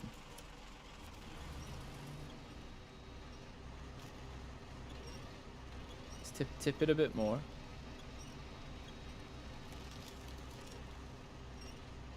Lets the wheels get a bit of purchase.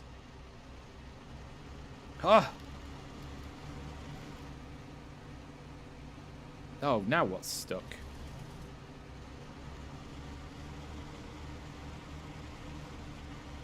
Right, so you've got to like hit this one and then full left hand down until you meet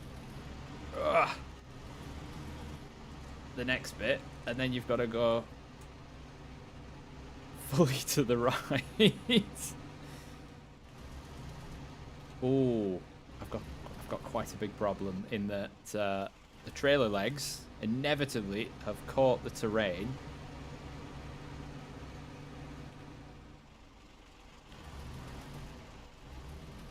If I go slightly more to the left,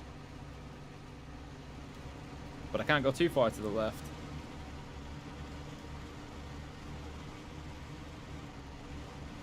Come on.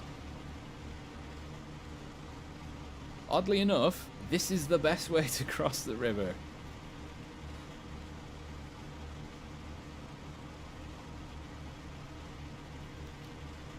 They don't have bridges in this map. They're, well, I mean they do, but they're miles away. There we go. Easy. Where is this even going?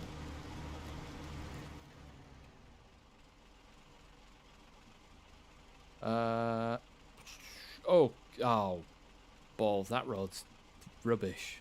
Okay, I might have to go the slightly longer way, or else it will be insufferable.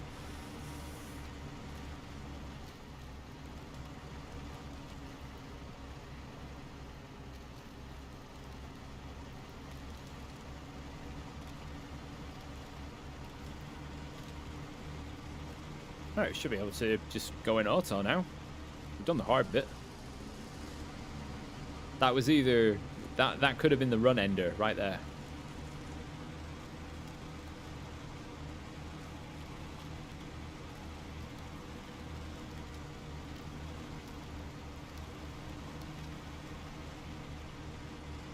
Right, so I'm gonna let chat decide this next bit.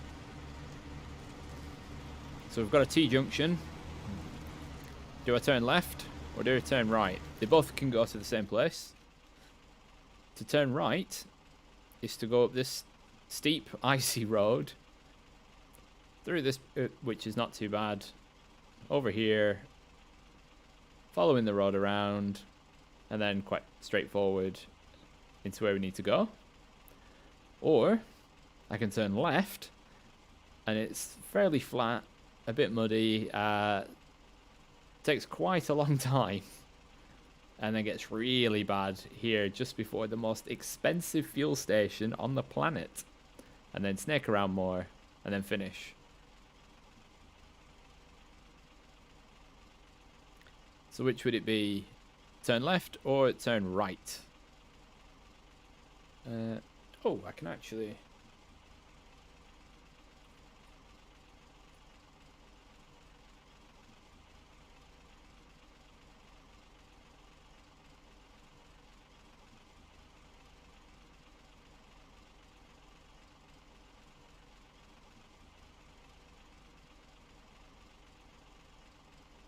Right sounds more practical. You haven't seen the road yet.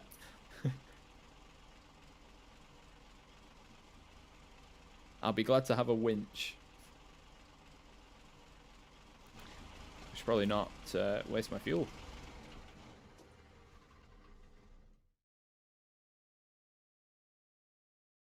So there should be a little vote, a little poll in the chat, I think.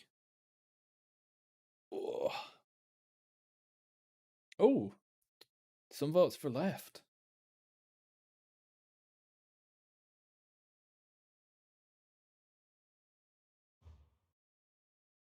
So scenic. Oh, driver's gone to sleep. He's had enough. While that vote goes on, I'm just going to go and grab a drink. So I'll be back in a minute.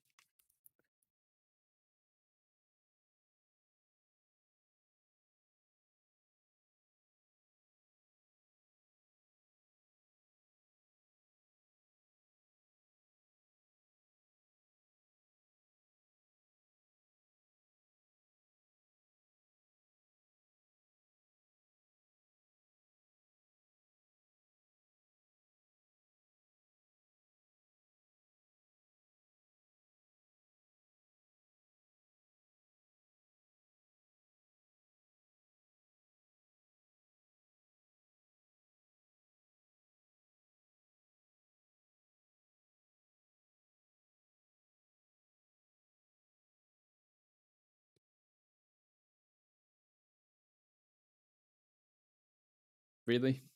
It's 50-50. Well, I can't go straight on.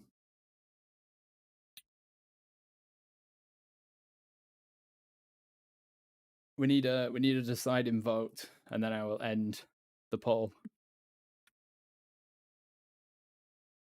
Because I can't leave it at 50%.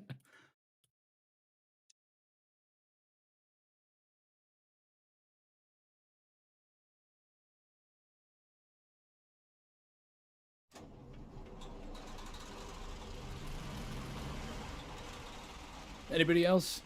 Just one more vote needed. Oh, there we go. Ah, left. Okay, left it is. That means you don't want to see me struggle. I'm surprised.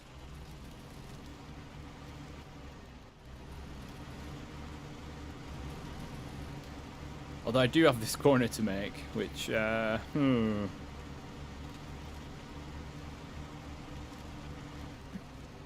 on. Ah.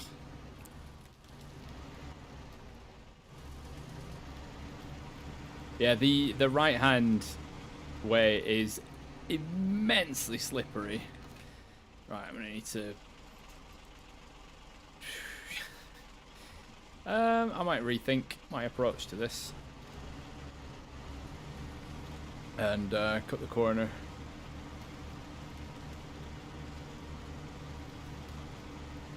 Turns out turning left was the harder route after all.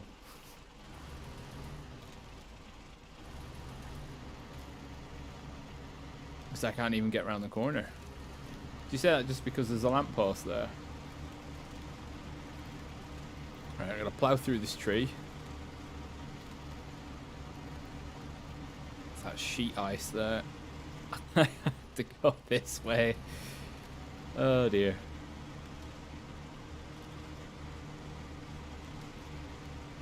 Come on. Oh yeah, that's it is one of the worst editions.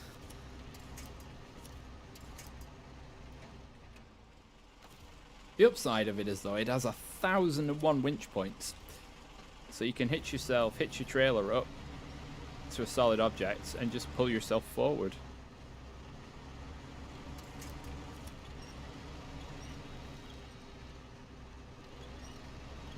Ugh.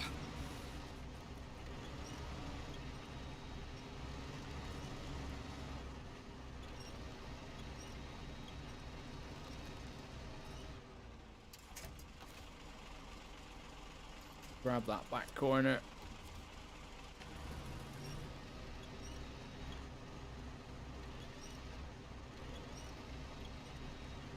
Oh my god, why is my truck is pivoting? Should have taken a gas axe to the legs before I went anywhere.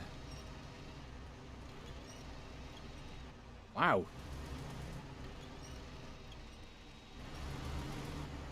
There we go. That's the way to do it. Then I've got to pull the truck back across. See? That's what happens when you don't have chain tires. All you do is spin. So, get your attachment point. God, it's still stuck. Come on.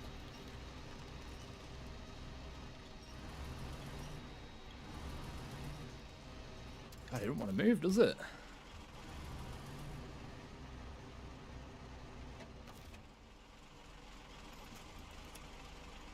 So much for the right-hand turn being the difficult route. I haven't even technically made it around the corner.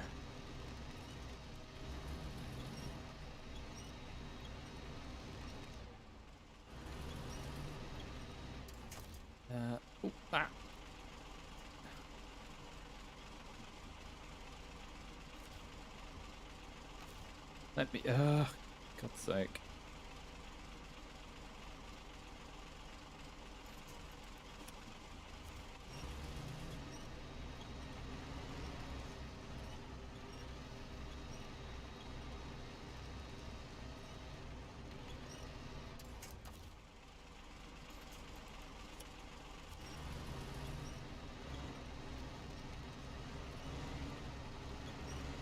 Oh, getting somewhere.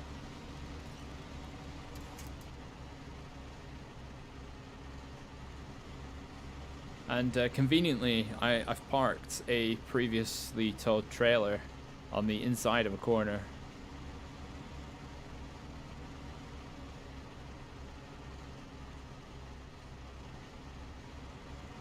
Yeah, I've done that before. But it's the... Wait, why have I stopped now?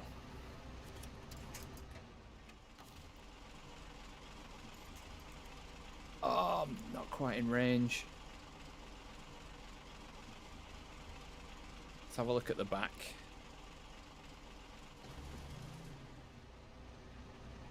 Not exactly stuck on anything. That boulder's probably not keen to help. Winch from the back to go forwards.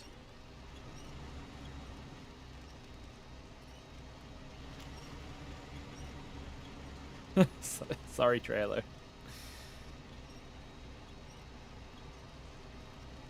What on it? Because it's nighttime as well, I cannot see a thing.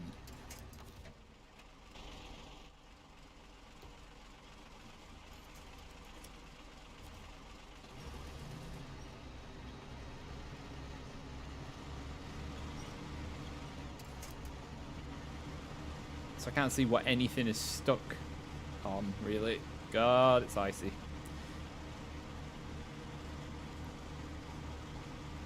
Oh, hey Nathan, how's it going? Yeah, the hard mode is going well. We're doing an extra challenge today using the 8-slot cargo trailer.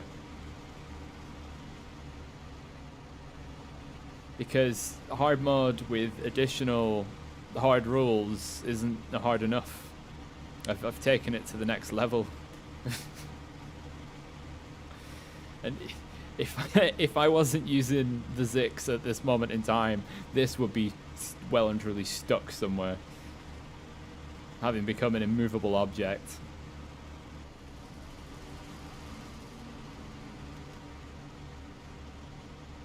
These bloody legs.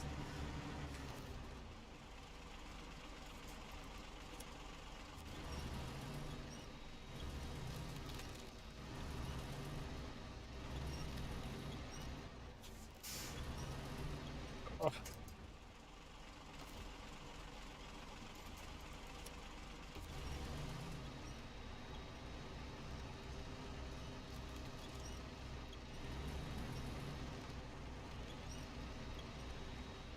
Bite down.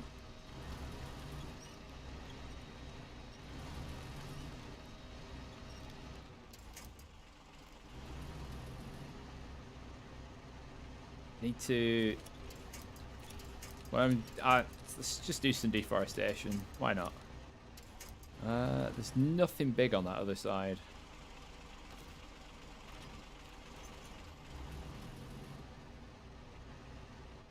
Okay, right. So I can can detach safely.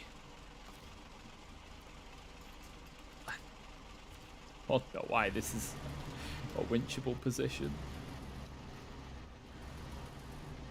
So squish the legs down.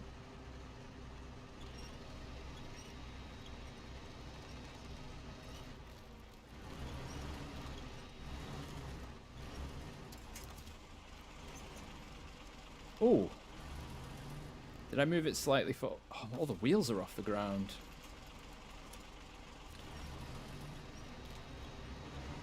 Come on, drag it. Yes.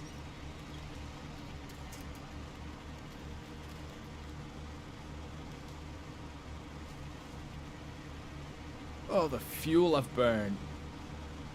And I'm, well, like, halfway?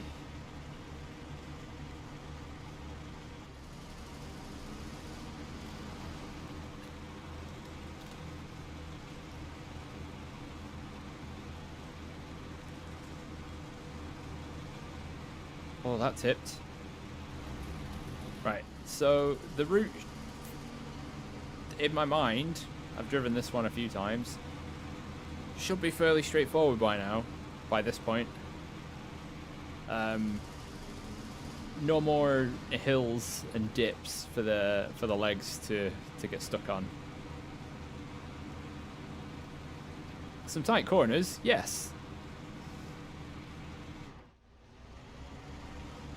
Just gonna leave it in low plus so I'm not stop starting.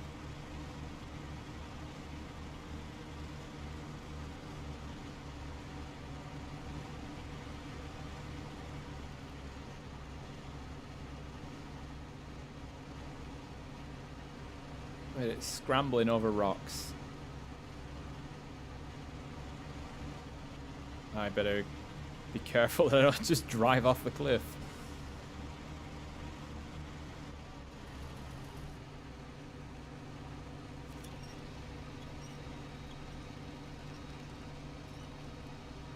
Guess what's stuck?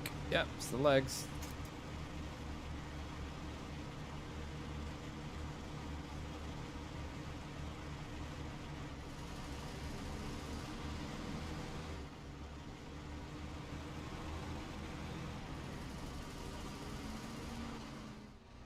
Oh, just packed in then. Huh.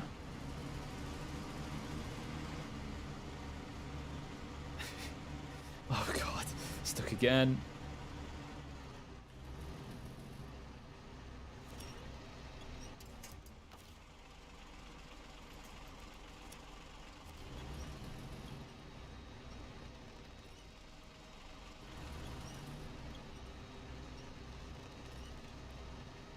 But those back wheels are just not even on the ground.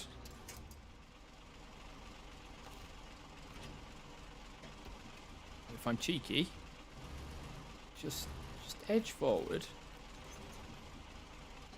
Oh, did it pull me backwards?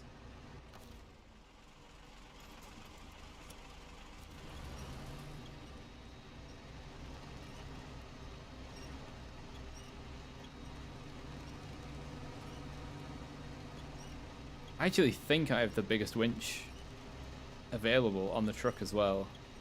And can we just flounder around?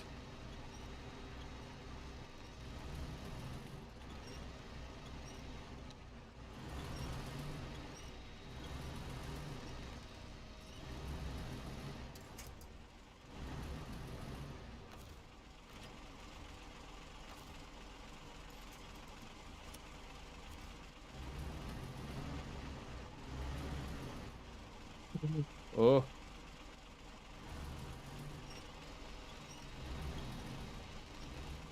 Why is it, why would it do that?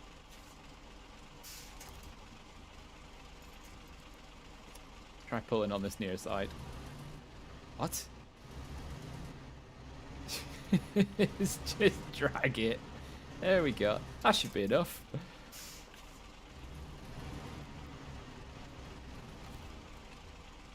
Trailer is... Oh, yeah, I'm nowhere near it.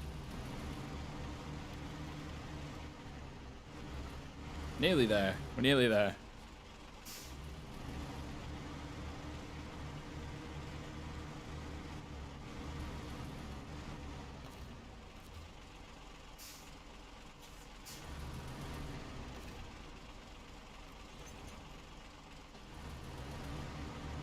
The wheel layout on this trailer is stupid. It should have a front axle just under the neck, so that is the first thing that hits the ground, and not the stupid legs.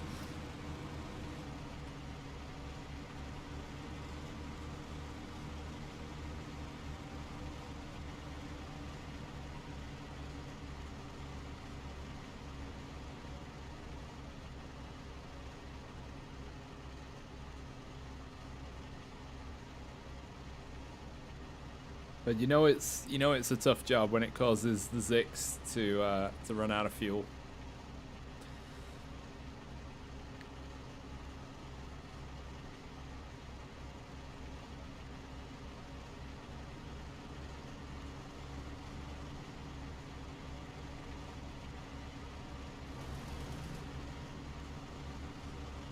Everything, but yes, it really is.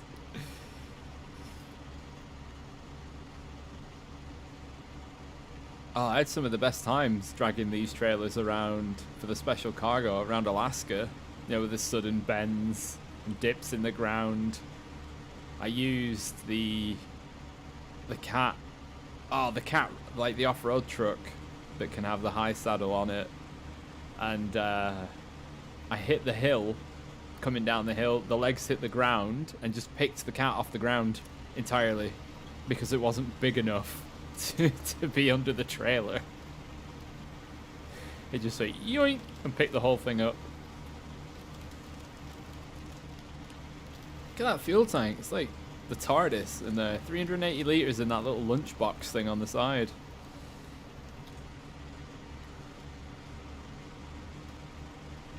Fuel tank proportions of these trucks make no sense. And I've got that caught on that post.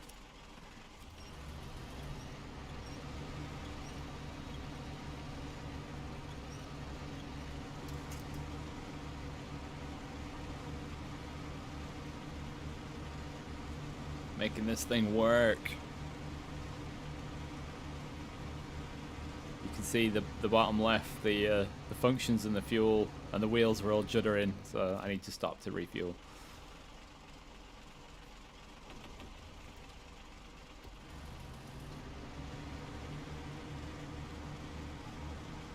Have the roof rack for fuel.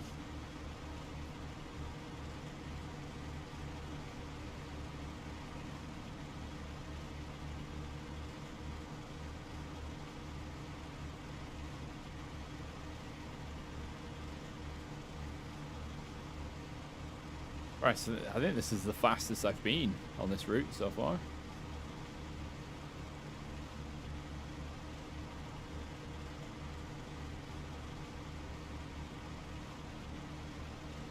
Fuel tanks in the game are not very strange. I thought that's a really small one. There are trucks with visibly larger fuel tanks that hold a lot less. Right, this bit is rough.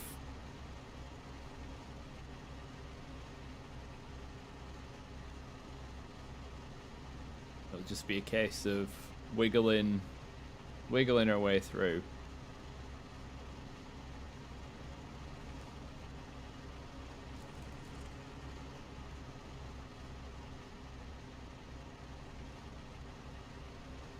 Yeah, it's ridiculous.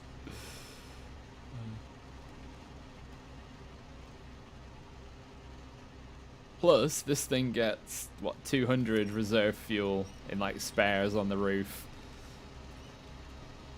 And the twin steer has nothing of the sort. Ah, yeah, I thought that's... I thought you meant to say that they were strange. Maybe I'll do a video on that, just show the ridiculousness of all the fuel tanks. They must spin like a dartboard with random numbers on it, and then they throw darts, and whatever it lands on, that's the fuel capacity.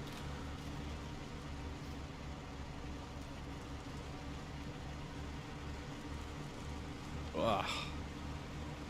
Look at that drive shaft, working hard, only snowy on one side.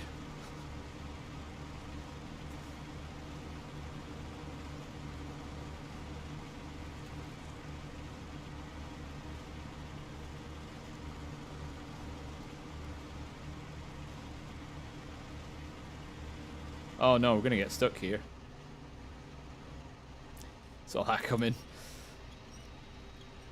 Okay, I'll make a note of that, and I will. Maybe, I don't know, the devs probably wouldn't do anything about it, but fuel tank comparisons.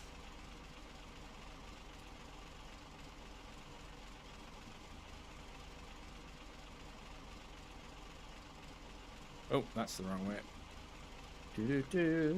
Yeah, right, there we go. Oh wow, the Zix just got some new lease of power then. Launched forward. I'm sure this tiny tree will be very... I'm about to pull it down. There we go. Let's see how expensive this fuel station is. If I can make it there.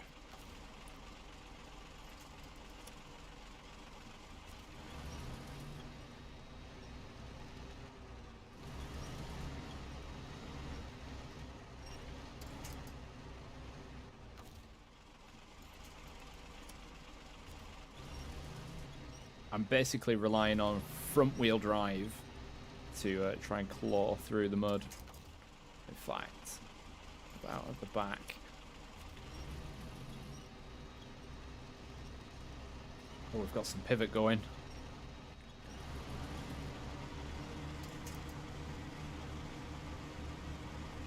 So in Chermenensk, or however you say it, the fuel was $2 per litre.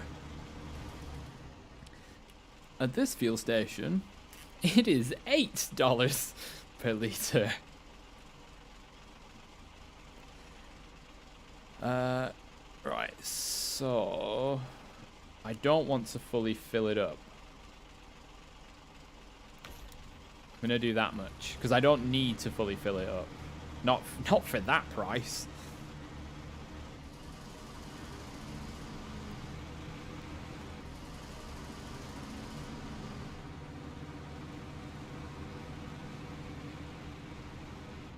Four times the cost of the fuel for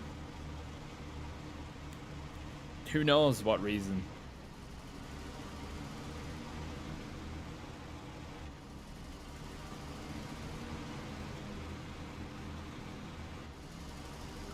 Oh, this is a relatively tight corner. Wow, we're getting some speed.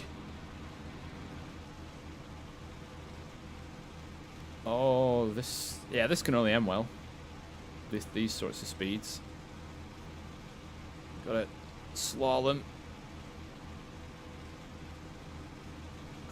Is it a left turn here? Oh god, it is, isn't it? I've got to go wide. I'm hoping that it's a left turn. Well, seeing as I've stopped, I might as well have a look.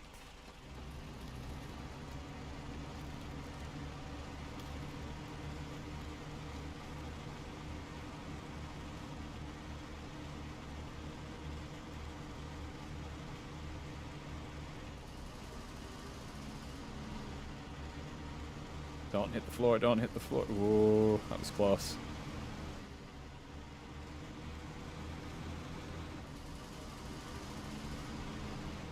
Oh, oversteer.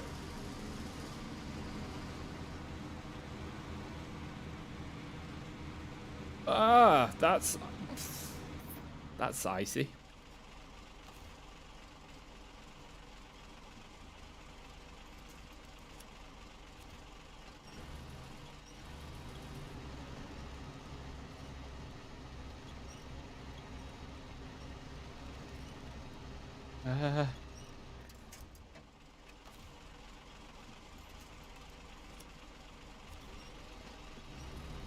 At this moment in time, relying solely because I've got no traction. Relying solely on the winch.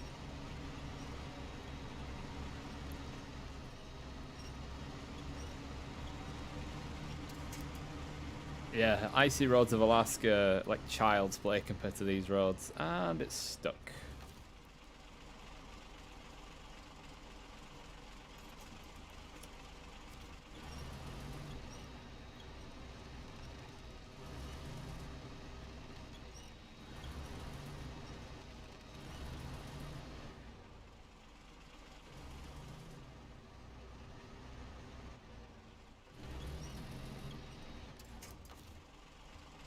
Yeesh. Oh. Let's try and give it some beans.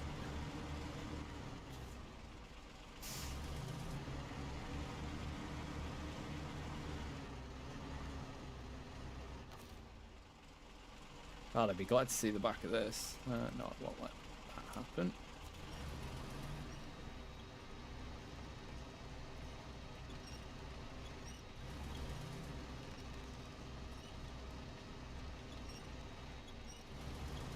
Come on.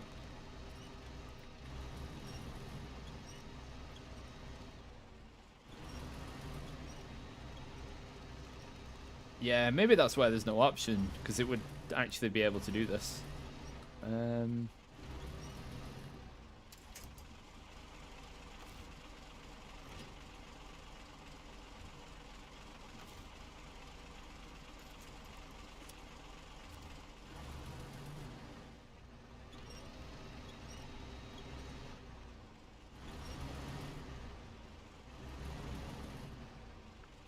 Playing a dangerous game.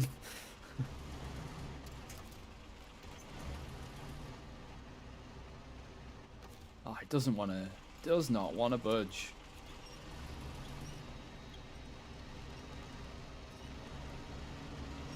Oh, and until it just does.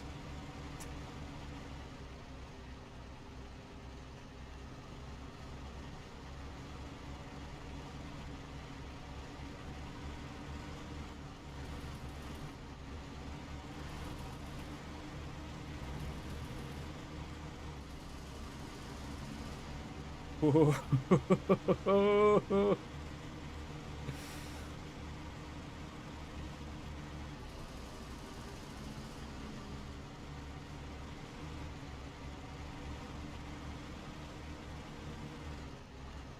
it's stuck again. Oh, but it looks like I snapped the feet off. I don't know why I sound so surprised, but...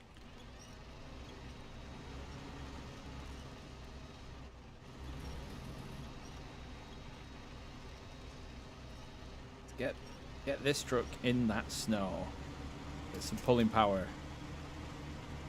Get some traction going.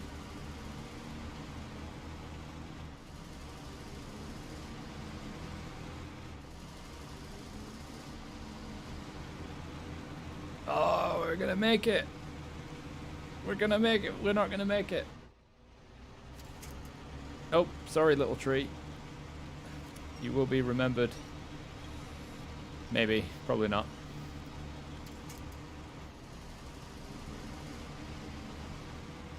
We've done it.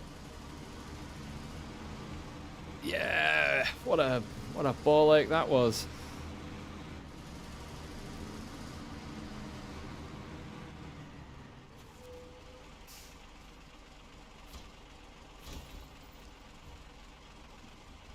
Yeah. Oh, right.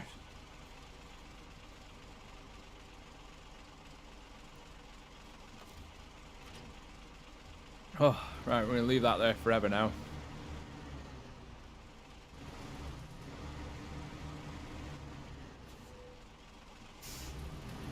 Let me just tow it away from the main gate. Come here, trailer of doom. Your time has ended. There you will sit for eternity.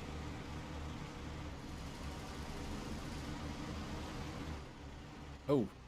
Oh, I need this 50 XP or whatever it is. Yeah. 30.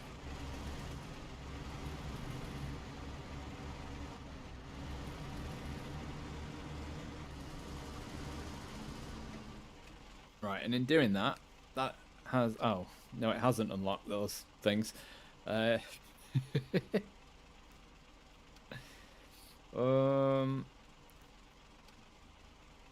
So, Sawmill Blues, Plant Restoration, and Spring Cleaning. Are they in here? No. So there's one.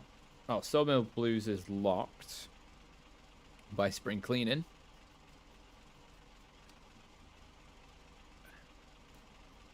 So I should do this one.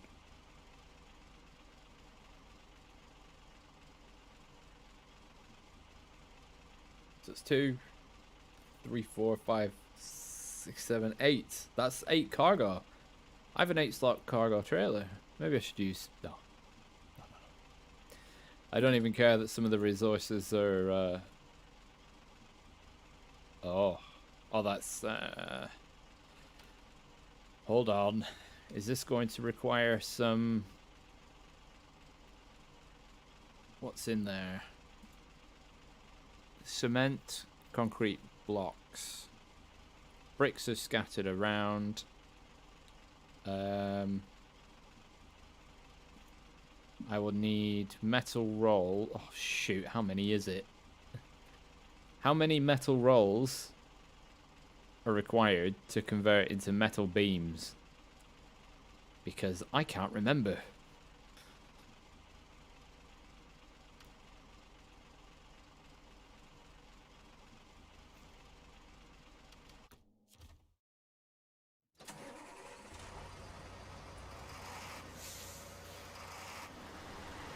If anybody knows, 4. 4?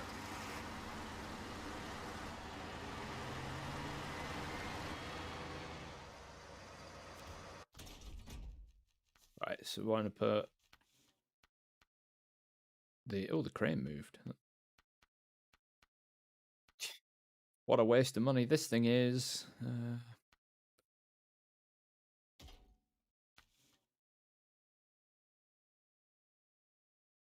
Two rolls for a beam. Oh, that's not too bad. Right, so I want to retain that. We're going to leave the Zix where it is. It's had a lot of use. 4 for 2 beams. Right. We want that garage.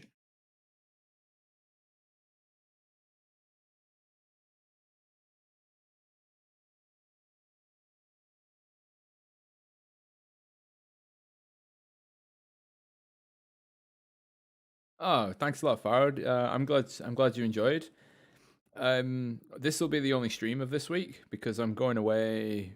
I'm going to a wedding at the end of this week, so I will be back basically this time next week. But yeah, great to have you in the chat, along with everybody else who's been amazing. Right. So we got the... I actually don't want these tires. I want mud ones. Because driving around this map is a lot easier. So, back in the garage.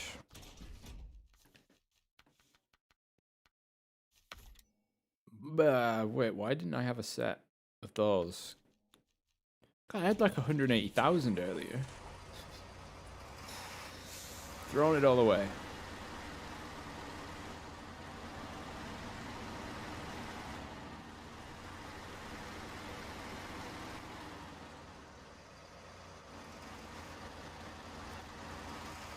So I'm going to have to do then, it looks like a couple of moves then of metal rolls in order to convert them into metal beams. Because I'm not going to the Cosmodrome spot. It's too far just to go for metal beams.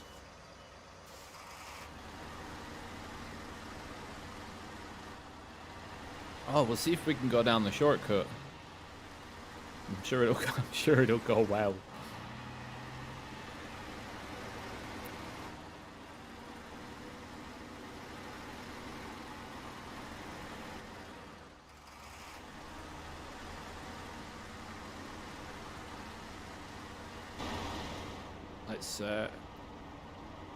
Nice interior. Oh, look at that mirror shot. Well, it's kind of broken.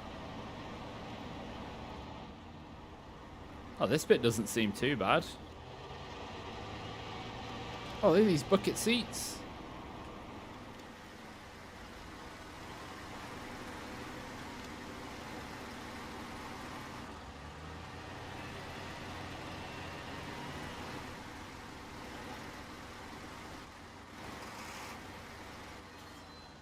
Oh, hold on. This... that was unexpected. Wait, what? That doesn't even make sense. What? That's an ice slope. That's not how water works.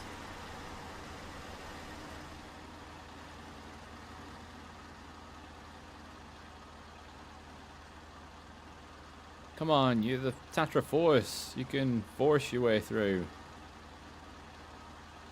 Also, 5 points to anybody that can spot the issue with the flame decals on the windscreen. So definitely a sort of a spot the difference between the left window and the right window.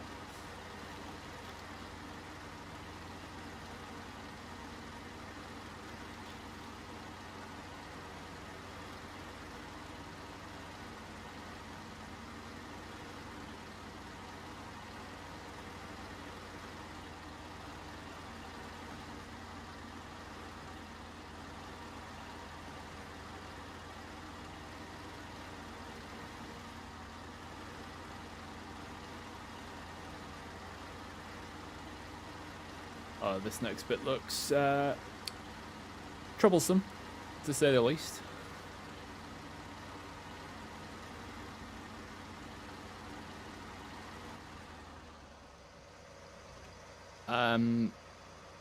If they are, that's hard to tell. But if you look at the windscreen wipers specifically, the one on the left, well, as you're looking at it, the left window, the windscreen wiper is on top of the flame decal. However, the driver's window windscreen wiper is somehow not quite on top, but more underneath the decal.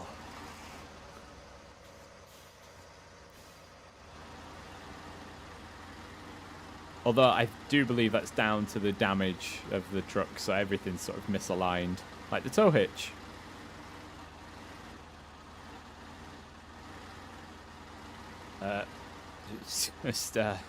Pardon me, just trying to squeeze.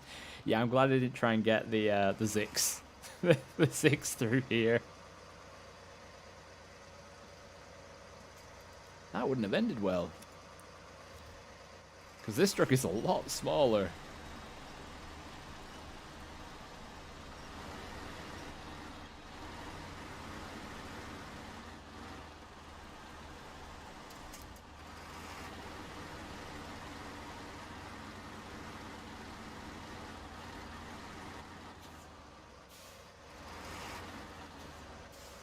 Nailed it.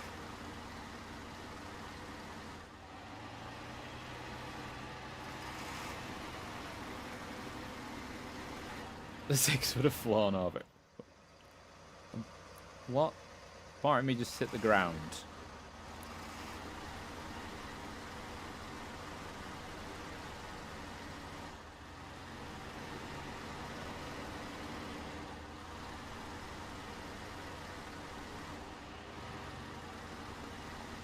It may have flown over it going down the hill, but going up the hill would have been a very different story. One of frustration and embarrassment, no doubt.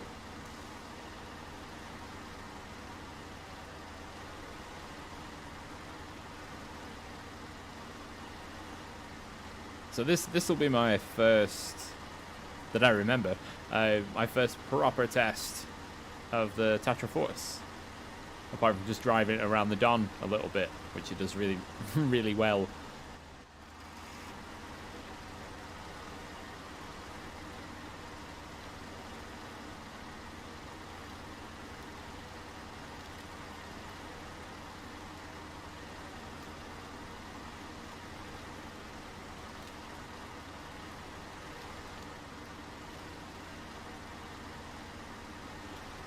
Okay, it's doing fine so far. Just in all-wheel drive. Although it is throwing up quite a bit of mud. So I'm probably wasting a bit of fuel, a bit of energy.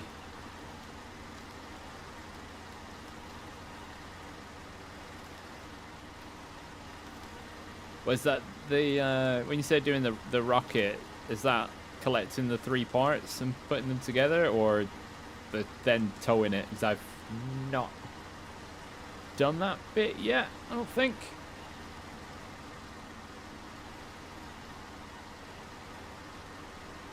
Well, I'm still wheel spinning.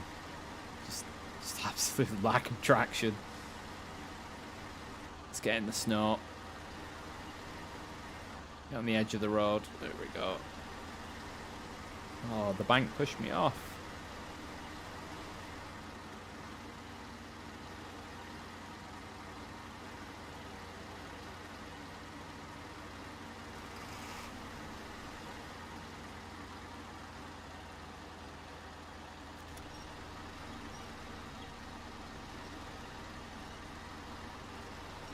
So this truck has a 380 litre tank, but you notice that the fuel tank is a lot bigger than the Zix.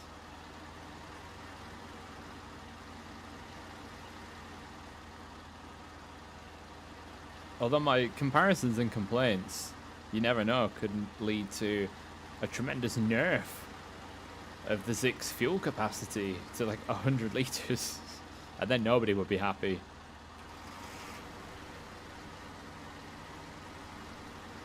That's I went a bit wide there, not gonna lie.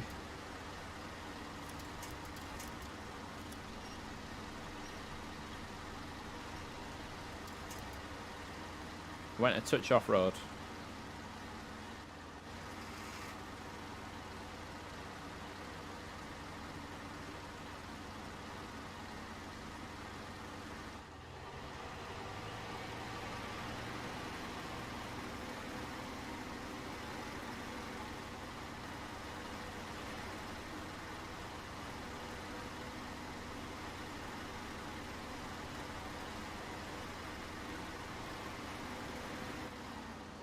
Right, so where...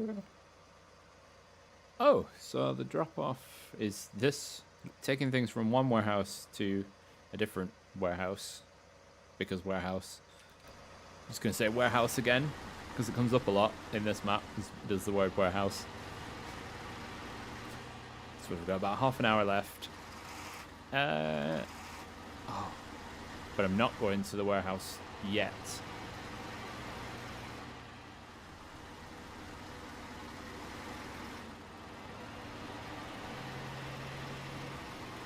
Gonna hit that trunk.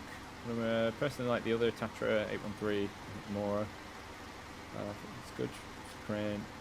Yeah, I agree. I do. The 813 Tatra is very, very good. Bit more flexible.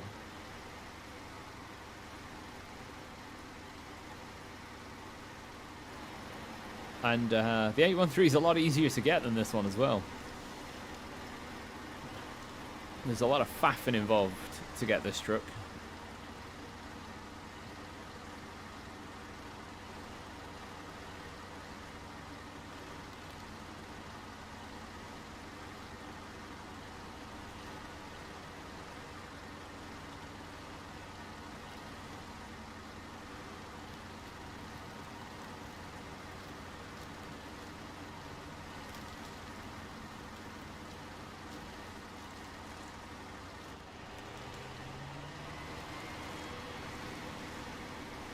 That turbo spooling.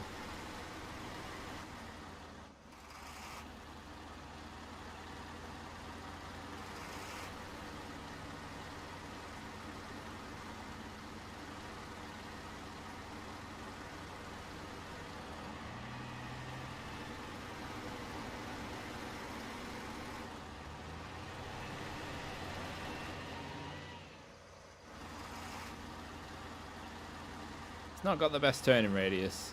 I'm going to hit that post. Oh! The roll cage. I mean, look at that hitbox.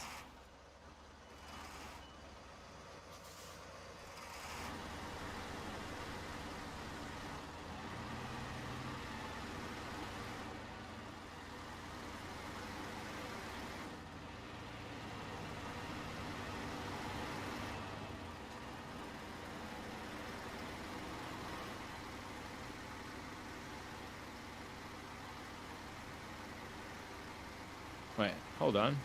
Is the speed limit of this trailer, is it 70 or is it 80? Or do you aim for the middle and say 75?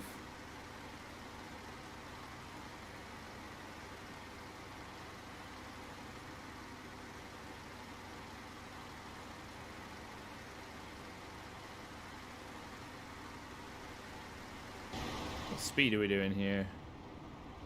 45-ish. Nearly doing 50.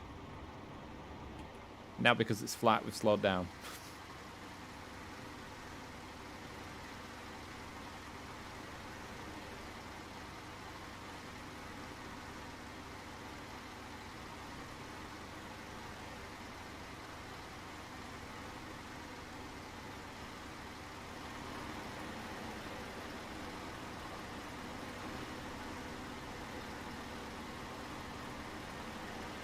Come on, climb.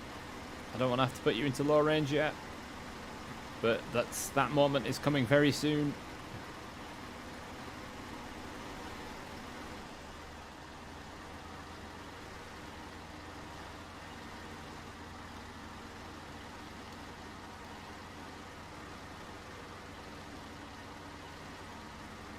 Oh, cinematic AF, apart from the big up arrow in the background.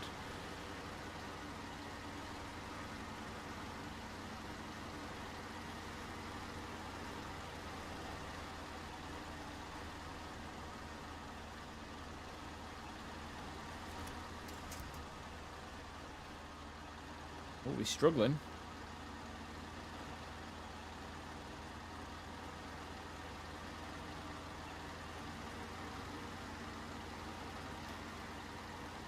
But yeah, 78 for these sort of things, yeah, it doesn't make sense. For regular road going trucks, they are a bit more applicable. Sort of truck speed is limited in the UK to 56 miles per hour. Don't know what that is in kilometers per hour.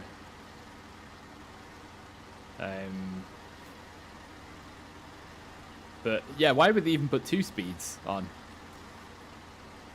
So I'd have thought across Europe the limit was mostly the same. Plus this is more of a farm cargo trailer with the dolly and such. You don't really see these in Britain on the roads apart from if they're being towed by a tractor. Oh, it's actually around 90. All right. Oh, so like, yeah, that's more than what these are.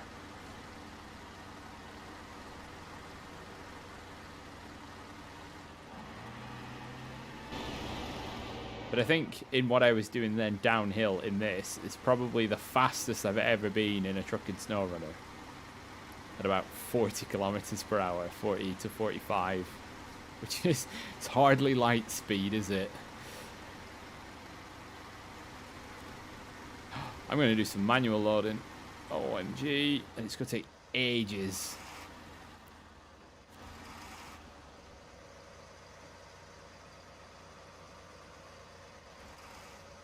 Alright, I'll make sure that's roughly straight.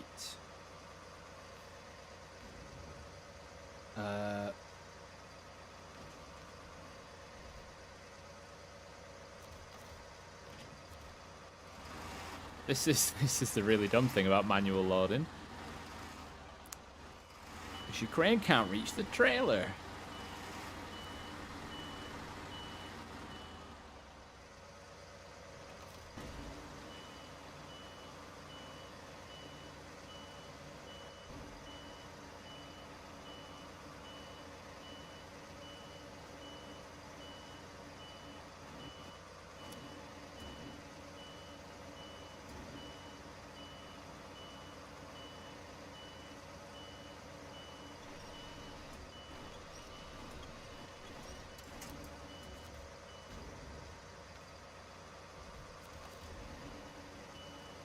There's one Mississippi.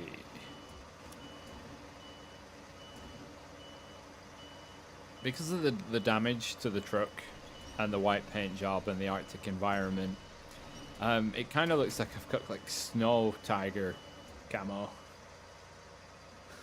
Yeah, it is. What you can do, if it would be all right if the 8-slot trailer had like sideboards, because you can put the cargo in at the front and then use the cranes, like push it back.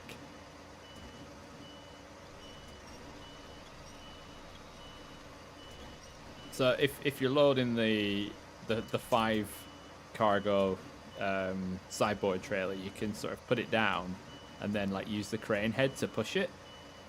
But yeah, with the 8 slot, it's just not feasible at all.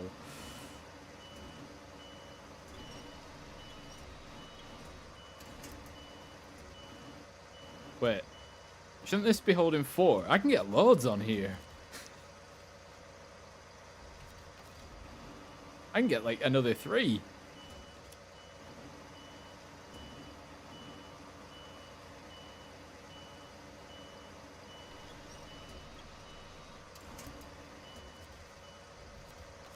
I haven't really considered the spacing of what their actual spacing should be. I've just bunged 4 on, thinking, yeah, I'll just put loads on, easy.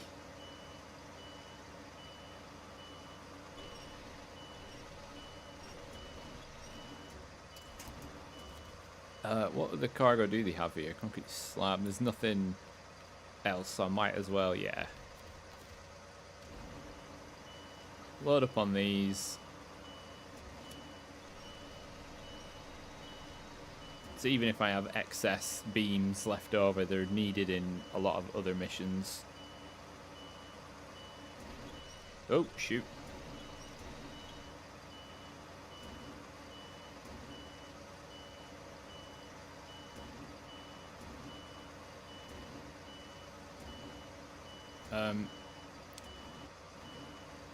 And another issue with the crane. I got, yeah, right, it's in.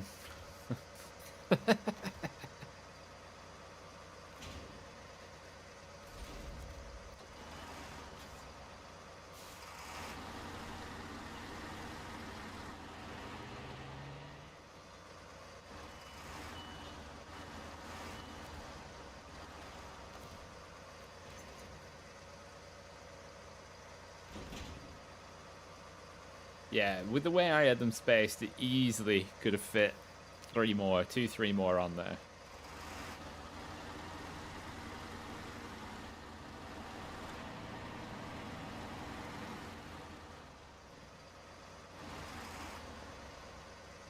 And oh, we just missed it.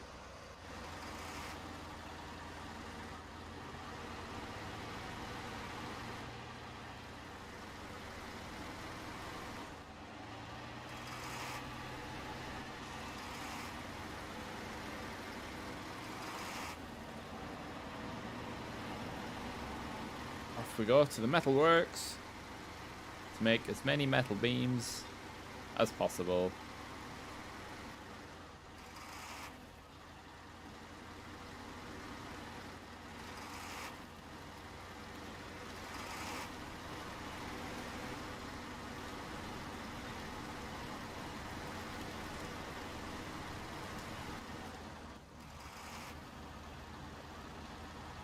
Journey back should be a bit slower and a bit heavier.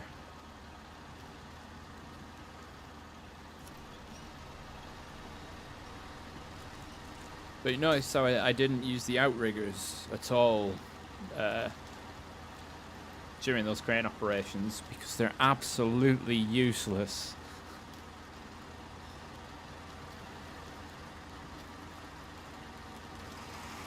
The point is that they don't compress under strain, and that's that's exactly what they do.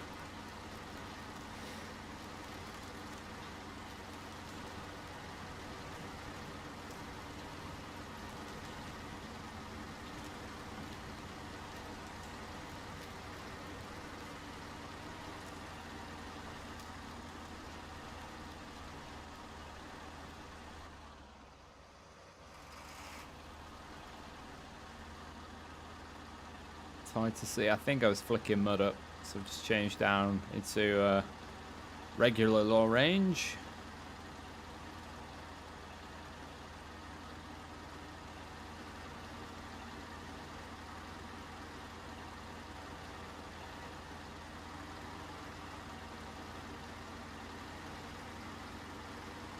Yeah, I try not to use the crane on a slope because it's just sort of asking for disaster. But I suppose if your truck has rolled over and you've spilled the cargo, a slope has probably been involved.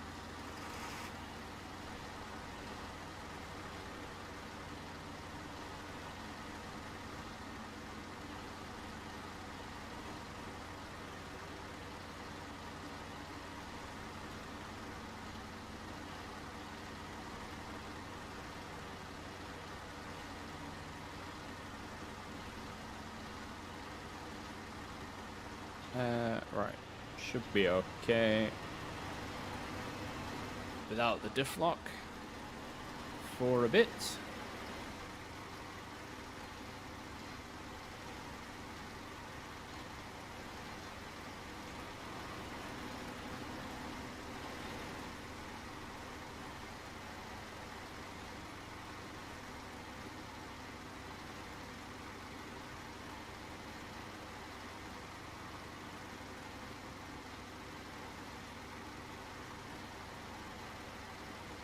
Smashing it.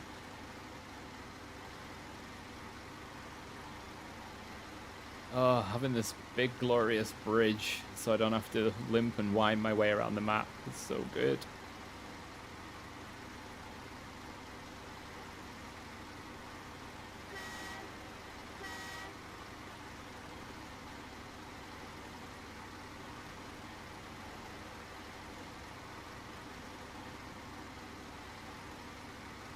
Now going to drag this thing through the snow.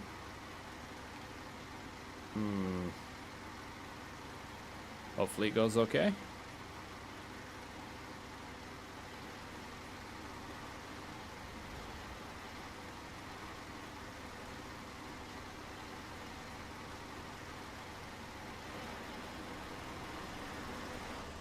Oh, I did not like that.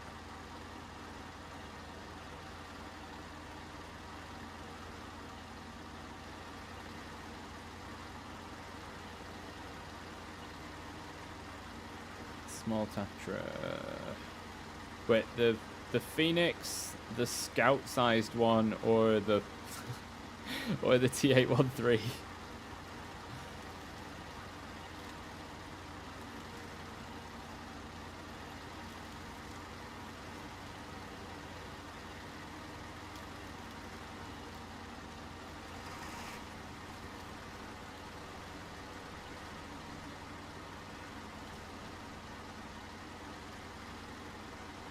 Scout size, yeah. I think I've only driven that once or twice, because I mostly play this account. Me neither. But I know which one you mean. It's got the big balloon tires, and it can have like a really old looking truck.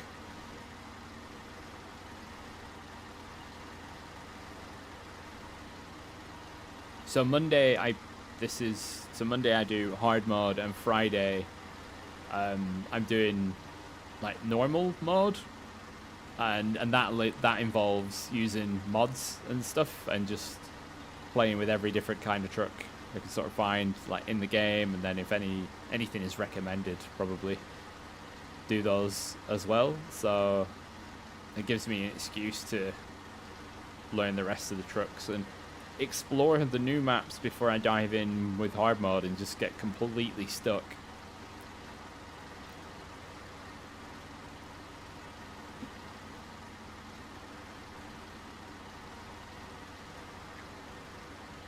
There's one big issue about starting hard mode in this was the fact that the fuel station is really far away, and you have to do a mission first to actually access it. So I was having to move trucks to a different region to fuel them up, put them back in the garage, and then move them to a different region.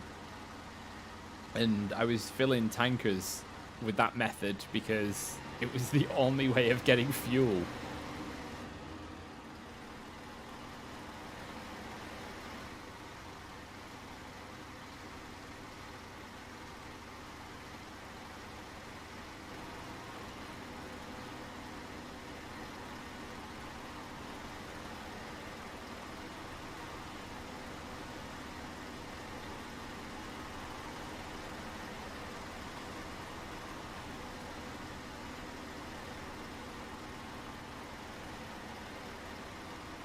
wheel spinning a bit. Right, this is Icy Hill, so we're gonna be really boring and just go in low range.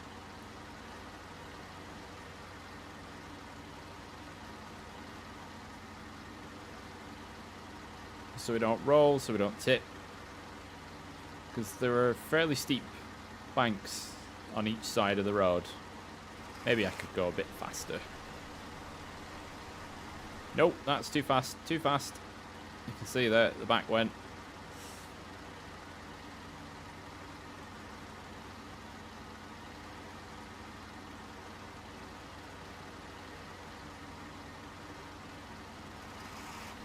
Alright, that should be fine.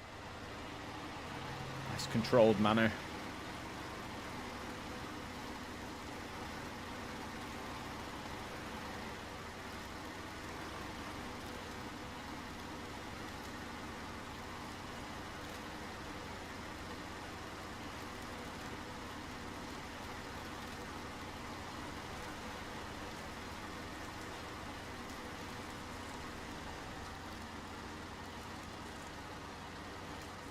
It's a touch rough, and then most of the journey can just be done in automatic again.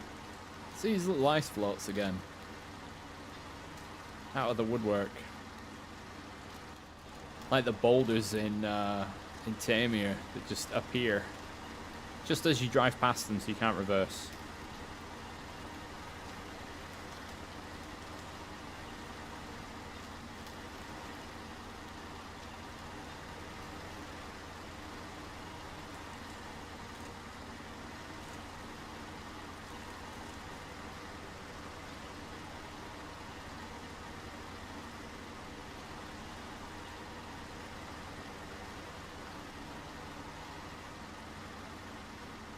Ooh, I'm pushing my luck with the fuel a little bit. 127 litres. Might dive into the fuel station near the metal plant.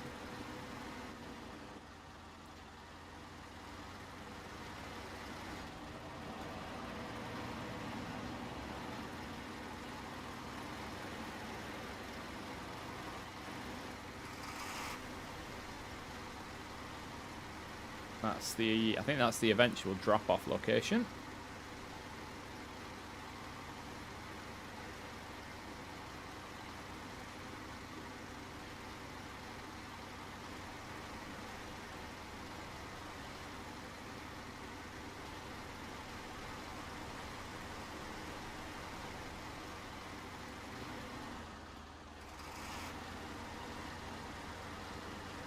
Whoa. Shoulder stretch.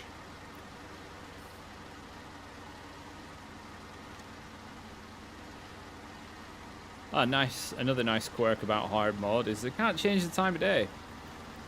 So I'd rather not make you suffer through a dark looking stream with just some headlights to illuminate the way, unless you turn them off. But they took that ability away.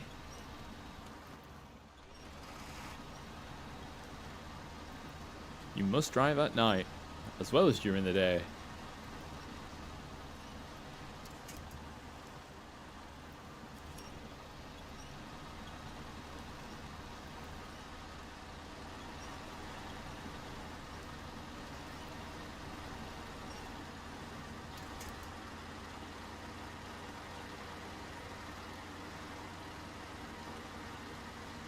Let's say it's pulling well. I think that's one of the main notes I did have when I did a sort of a quick review of this truck, is that it does pull very well.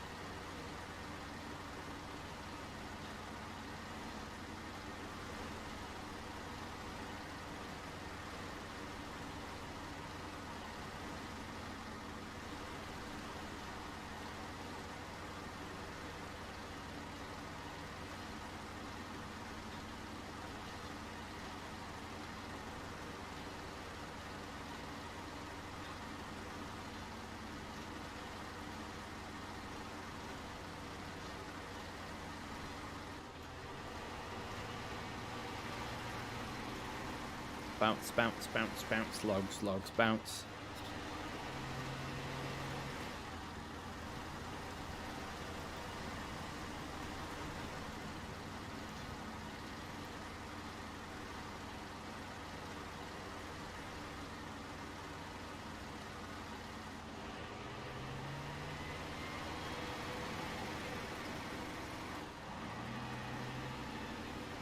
$91, 90 liters. Yep, should be good.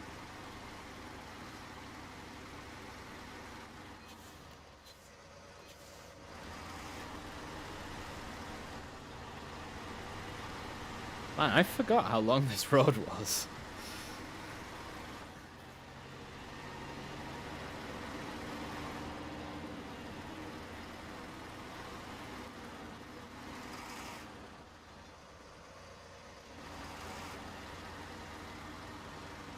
Uh-oh. Uh-oh, I've got a... Oh, gonna jackknife. Phew.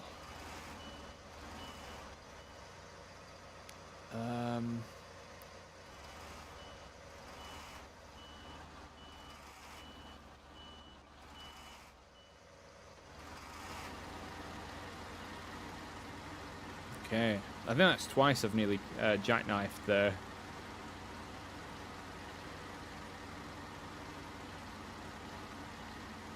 Ah, thanks, man. Thanks for stopping by, and good luck with your homework. Hope it's not too mind bending.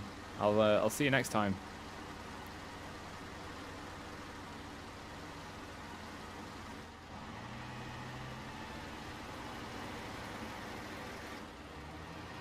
All right. A little bit more of a route to do. I want to. Basically, I'll finish off when we get to the materials plant. Oh, well, we've made it to the T-junction.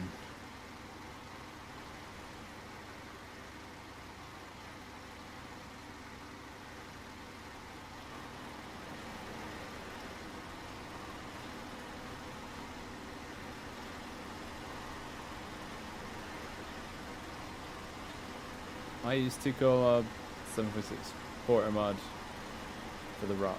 Oh, for the rocket. Oh, okay.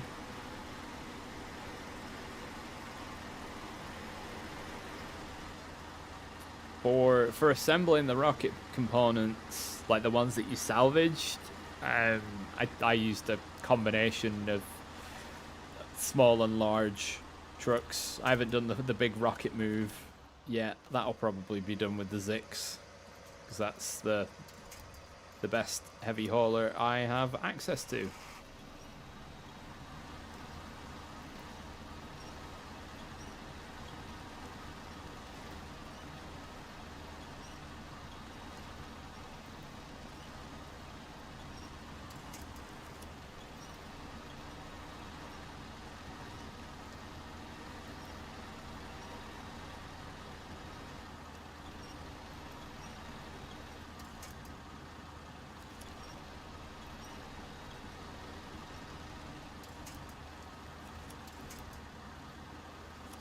Nope, not that.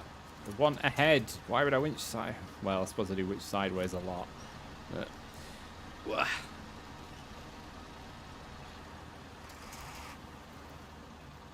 Oh, I just dug myself in.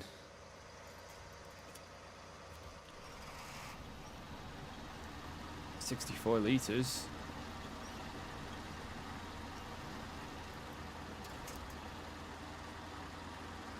My god, I actually got up to 13 views at some point.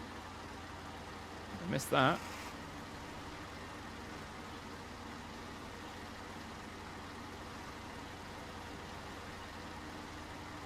Oh, that's it. Red light, fuel lights on.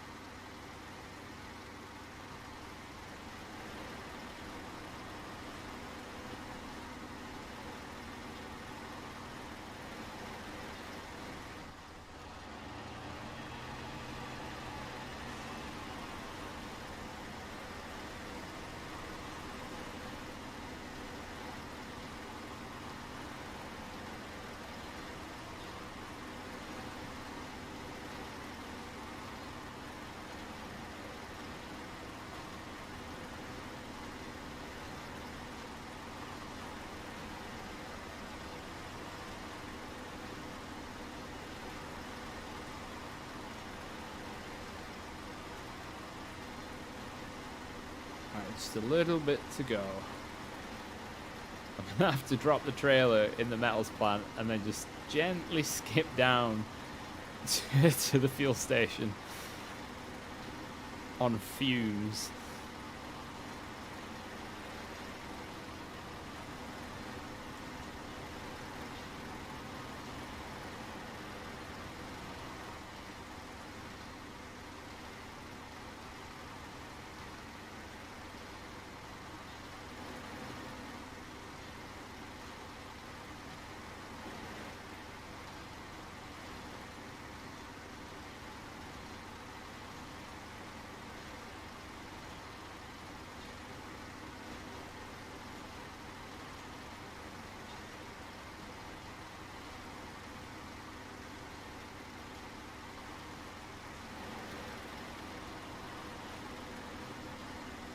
Right, last leg.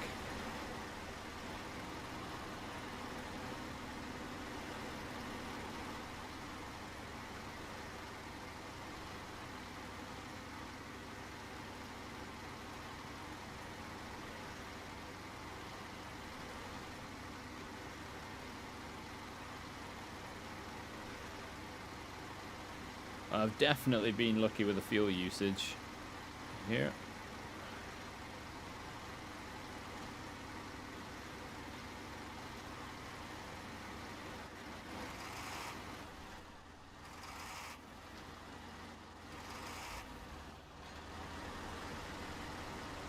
Oh, it depends whether or not I drive off the road too much as to whether or not I make it to the fuel station. I should do. It's not far, it's just down the hill. Turn. Oh yeah, this thing's turning circle is non-existent.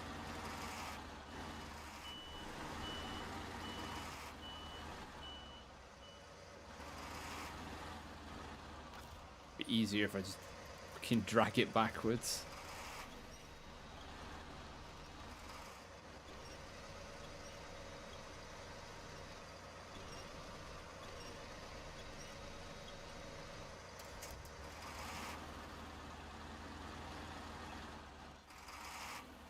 Oh, that's not happening.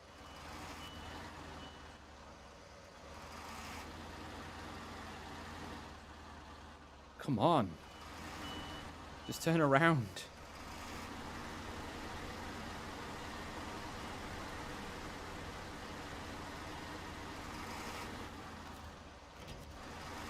Right, leave that there.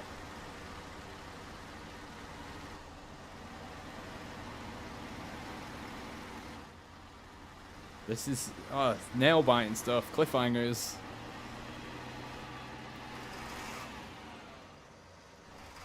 Minimize time in the snow as much as possible.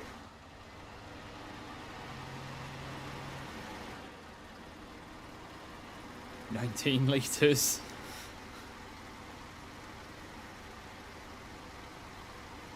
$18. I don't think it's gonna happen. There's the fuel station.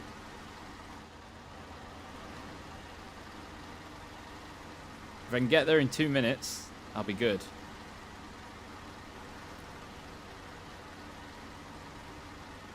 God, it's going to be close.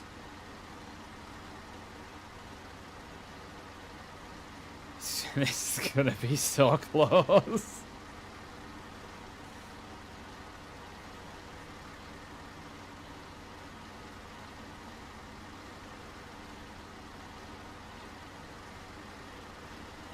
Oh no, it's struggling. I will crawl and winch.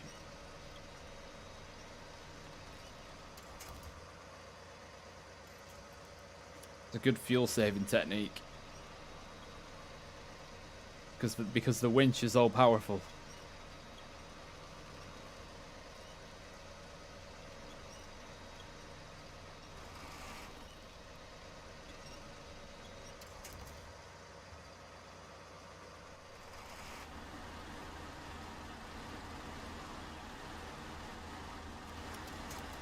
Not that one. Not that one. No, we're not going to do it.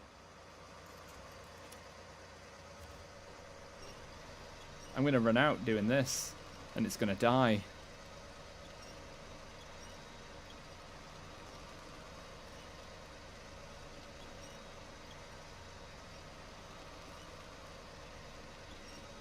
No.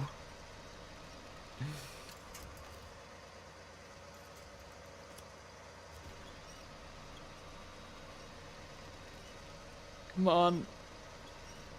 1 liter. It's not happening, is it? It's giving in.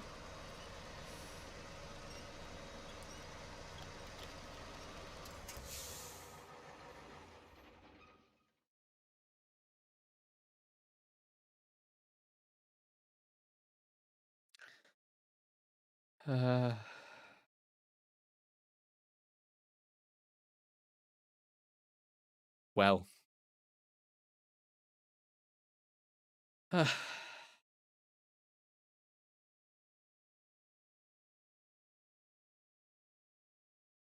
that's annoying, isn't it?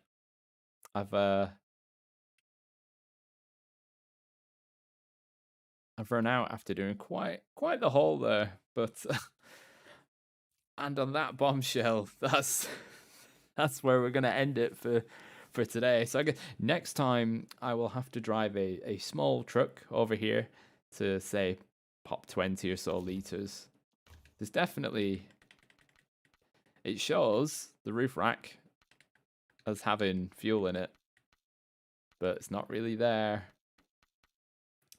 So I'm gonna have to do that first and then fuel this up and then go back and do the metal stuff. But yeah, I want to thank everyone so much for watching and the support in the chat. It's been amazing today. Be super amazing if we could just get that to 10 likes. I think it's that. But yeah, I've been Deck, and have a great day.